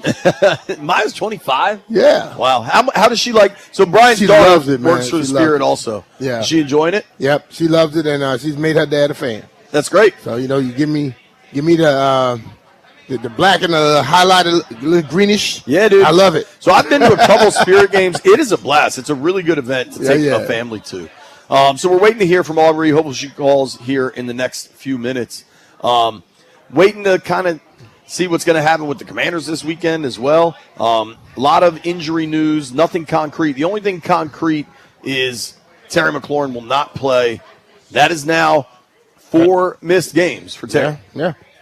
It's another guy they did not put on IR, and there's going to be real questions. Oh, I got some spices. How about that? Show the people on YouTube. Spice me up. Don't take it, dog. What are you I'm not going to take it. Are you snorting that? Are you doing a bump of heat sweet? All right. Right now, we are really excited to have the Washington was in there. The Washington Spirit goalkeeper, Aubrey Kingsbury, joining us. Aubrey, how are you? Thanks for making time for us. Hey, I'm good. Yeah, happy to talk to you guys. Oh, glad to talk to you. How you doing? I'm good. Yeah, enjoying this nice sunny day. Excited for the game tomorrow. Yeah. So one thing I wanted to ask you about, you guys set a new club record for home attendance. What have the crowds been like at Audi Field for you guys? I've been to a couple games with my daughters. I always thought the atmosphere is awesome. Yeah. Yeah, you have to kind of experience it to, like, really see what we're talking about. But Audi's known as Rowdy Audi, and I like that. fans, yeah, they get into the match. They're not quiet. They will get mad at the refs for bad calls or everything that you would They want get a little as personal, player. too, with the refs. Oh, yeah. Lots of hopefully not as many of those tomorrow, but they just give us energy and momentum, and we know that when we play at home, we're never out of it, regardless of what may be going on. It'd be your last regular season game, getting ready to go into the playoffs. Where's the confidence level for that? I think we've improved a lot. Just every game getting better and better. We've got a lot of offensive firepower, so that's fun to see. And just a lot of depth and versatility. So we've been on a tough stretch. We had a midweek game, but going into this weekend, I think we'll probably rotate the squad a bit, give people some new opportunities, but still expect to see a lot of goals, a lot of great plays, and really dynamic, creative soccer. Not to ask you about injuries, but how big of a blow is the Trinity Rodman knee situation for you guys? How do you rally around her? Yeah, man, watching that, we were all holding our breath. Obviously, I'm sure you guys have heard it's a sprained MCL, so probably about the best news for all of us there, seeing her go away on crutches and in a lot of pain. We're all worried for her, and she's just a great teammate, a great player, and obviously everything she brings on the field. So We're optimistic we'll get her back hopefully soon. Like I said, we're all worried about her, but at the same time, we know that we have a lot of depth and we've got a lot of players who can step up in her absence. And so looking forward to who can create and fill that void that she'll leave for at least the next couple weeks here. But the playoffs don't start till probably like the middle of November, right? So you've got a little bit of time on your side, right? Yeah, we've got a little bit of a cushion. There's a FIFA break coming up, so obviously we're all bummed for her that she's not going to be able to go in with the national team. She's been out for a lot this year and battling injuries, so you hate to see someone who's just coming back and getting into form and doing as well as she's been get injured again. But we know she'll be back and she'll be better than ever. Well, Aubrey, we were looking at some stuff about you personally and found out you like to bake. What's your favorite thing you like baking? Oh, man. Cookies, cakes, and cinnamon rolls, I guess, would be my favorites. But I kind of figure out what people's favorite things are, and I make that for their birthday. And I've got a big squad. I'm pretty busy, especially there's a lot of October birthdays. Well, we like anything, should you want to bake your two favorite radio hosts. Yeah, if it's sweet, we like it. All right. No, I have like a firm no staff policy because we keep expanding our staff as well. And I'm like, I would be, on my feet all day, never leaving the kitchen. Yeah, you got to rest sometime. Right, exactly. What's it like being a goalie at the highest levels? Like, how hard is your job? Good question. It's harder than it looks. I feel like the goalie gets bashed a lot, like, what are they doing? Or they should have saved that. But I think the hardest thing is the standard is perfection. We're expected to not let any goals in. So if you make a save, of course you get praised, but you're also the first one to get blamed on a goal. It's a difficult job. You have to be really mentally tough and just prepared in a lot of ways, physically, tactically. We do a lot of scouting here on the opponents, and so I've seen a lot of the types of shots that I'll face, the crosses I'll face, and I think that helps be confident for the games. When you scouting a player and you see that this is what they like to do, is that, just like when I play football, I will scout, and you see guys, is it the same thing? They come up there, and based off of where they line up, you know about what they're going to try? Not entirely, because there's not, like, set plays and routes like there is in football. But I can tell, someone really only likes to shoot with their left foot. And so if they've got the ball out in space, they're most likely to trying to cut towards their left. So I can anticipate things like that. All right. If players like to aim for certain areas on crosses. Just, it's not necessarily, I can't expect that because if they do something else, I'd be in trouble. But it just helps read the play a little bit. Talking with Aubrey Kingsbury here. She is the goalkeeper for the Washington Spirit. The Spirit have already locked up a playoff spot. Their final home game is tomorrow against the Orlando Pride. Aubrey, you said one thing that's tough for goalies is that, if you give up a goal, people tend to look right at you like it's completely your Yeah. fault. People should not be chirping you. It's my understanding you're the first goalie in NWSL history to have a shutout against all 14 teams in the league. So tell them to shut up. Fun fact. Tell them you have two brothers that say, shut the hell up. Oh, you guys will come And if for they him. bother you, we got that. We'll come take care of them Oh, I for you. appreciate that. I also wanted to ask you this. You're from Cincinnati. Are you a Bengals fan? I am, and I'm really excited about the win last night because it's been a rough year. What was it like watching Joe Flacco just cook like that in that game? Like your uncle.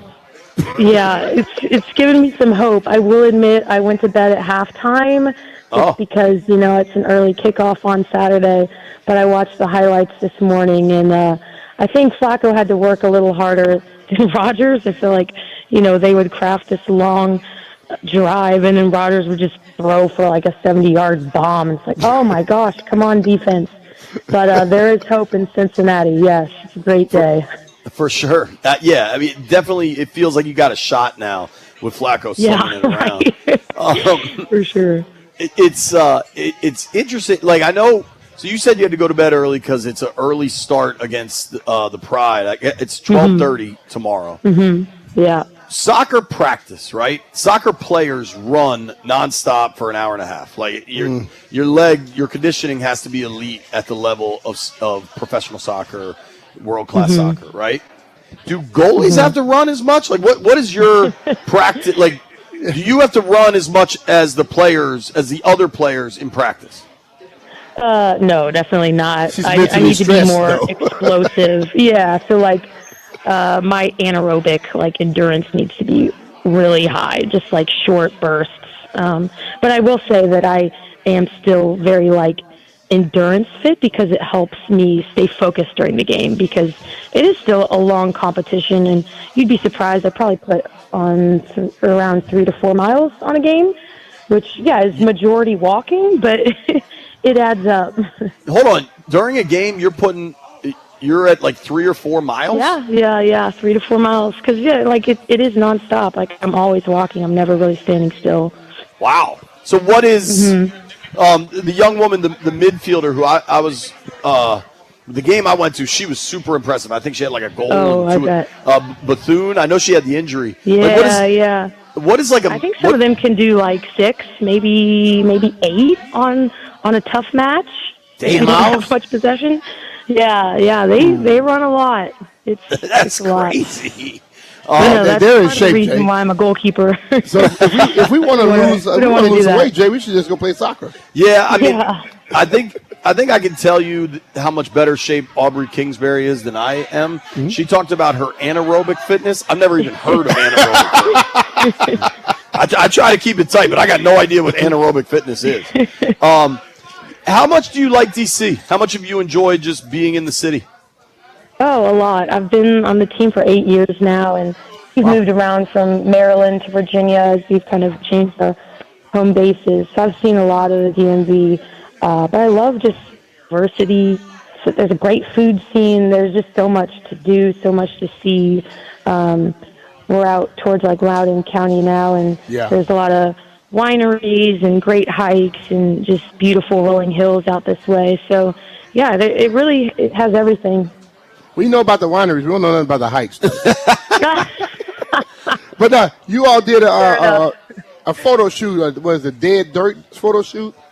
How did you enjoy that?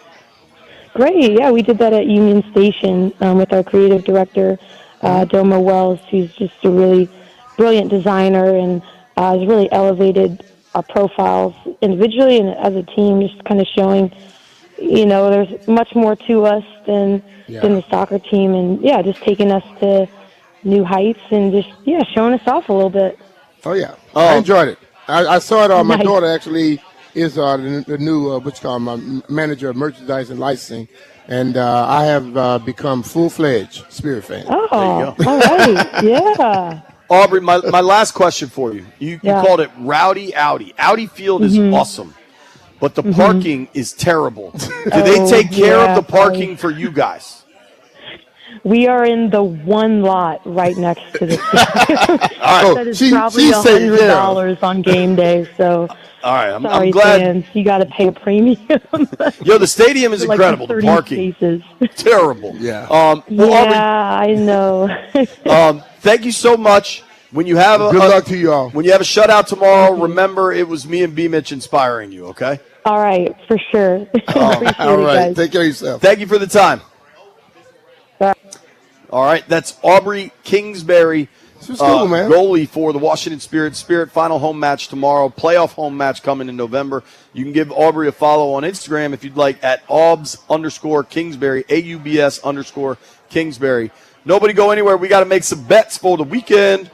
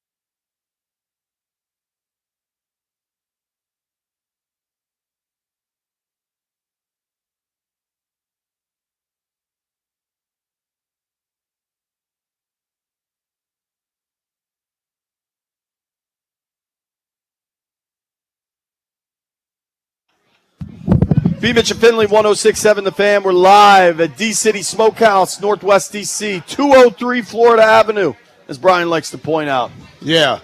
Instead of you saying, what did Landfill say? 17 Pulled Pork Avenue. Yeah, and Football Talk on 106.7 The Fan is presented by Paramount Plus. Count on Sundays all season long with NFL on CBS and Paramount Plus. Not the Brisket Avenue, whatever we called it. Pulled Pork Ave. That was funny, though, Landfill. I got to give it to you. The AAA poll of the day, who's going to win on Sunday, the Cowboys or the Commanders? Of course, the BMitch and Finlay poll question of the day brought to you by AAA. Level up with the new AAA Commanders MVP membership. Get all the benefits of AAA, plus exclusive experiences, discounts, and tickets. If you're already a AAA member, upgrade for free or join today at AAA.com/Commanders. B, what say you? Who's going to win? Washington's going to win. I think so, too, man. Because I believe, see, this is the time where the puppies become dogs. You know, you stop barking like, woof, woof, woof, and now you put a little bass in your bark. Woof. See what I'm saying? You change it up and show people, like, for all the fans that's been saying who should be getting this time, that time, go thank those fans by going out there and balling out and make the coaches have to make a decision. You know I enjoy when you make farm animal noise. Can you give me a pig? What about a goat? I don't know how to do goats. I do a good goat. Nah, you sound like you crying, man. What about a horse? Nah. You do a good horse. I've heard do it. The horse, but the horse it takes a lot of work. What about a chicken? Nah, rooster. All right, rooster. All right, I grew up on the farm, man.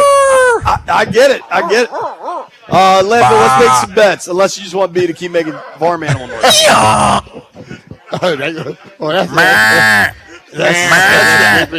That was the actual rooster. Do we want to make some bets? There we go. All right. We don't make bets on Fridays. Well, we got to figure out who won the week. Brian not here. I won. I won last night. I know that. You won last night, but I won the week. Landfill, do we know who won this week? I did. I won both of my things last night. I feel like BMitch probably won. It wasn't me. Last night you had the Steelers. I took an L. No, I didn't. I didn't take no Steelers. What'd you take last night? I took the damn Bengals. That is a lie. That is an outright lie. I took the same thing you took, so you didn't win. I took the Bengals. I was the only one that took the Bengals. No, you didn't. Yes, I did. did. You didn't. I did. You're lying tonight. You're lying tonight. Do you want to know a pick I like this weekend that you're going to think I'm an idiot? What? I like the Raiders getting points in Arrowhead. How many? 12. Yeah, I'll do that too. 11 and a Because half. Andy's kind of nice. He might pull back a little bit. The Raiders tend to play them tough. Yeah, but Gino seemed like he going the other direction, though. You know what else I like this week? That is ugly. What? The Jets catching 1.5 points at home against the Panthers. Come on, AG, get your first win, baby. We'd like AG to get his first win. You know No. another bet I like this weekend? I think the honeymoon about to end for the New York Giants. I think they're going to go out to Denver and get smoked. I hope they do. For me to lay a touchdown, a guy that always takes underdogs, all the money's on the Giants. Vegas is going to need the Broncos for their lungs. Damn. Damn. Lay the points with Denver. It's good money, Tay. Thank you to everybody that listened to the program today. Thank you to D-City Smokehouse. I love coming here. I'll do remotes anytime they want us. Thank you, D-City Smokehouse. Best Brussels sprouts. Great food, great vibes. Let's get it going, baby. I want to thank Tim and Shaq for their work today. Shaq in the pack. Brian. Tim. We're on for 4 hours, right? Of those 4 hours, how much of that time do you think Jeff sat in that chair and worked? Probably about 5 minutes. Yeah, I might take the under. But I'm glad Jeff got his oils and didn't get beat up at the oil shop. Yeah. And his Sex Panther. Yeah, straight Sex Panthering. Thank you to everybody that listened. Thank you to Landfill and the boys back in the aquarium. Grant and Danny coming your way live from Caddies in Bethesda. Go check them out. I bet you don't have no Sex Panther over there. I bet they don't. Everybody have a great weekend. Let's hope we're talking about a dub on Monday. If you made it this far, I owe you a beer.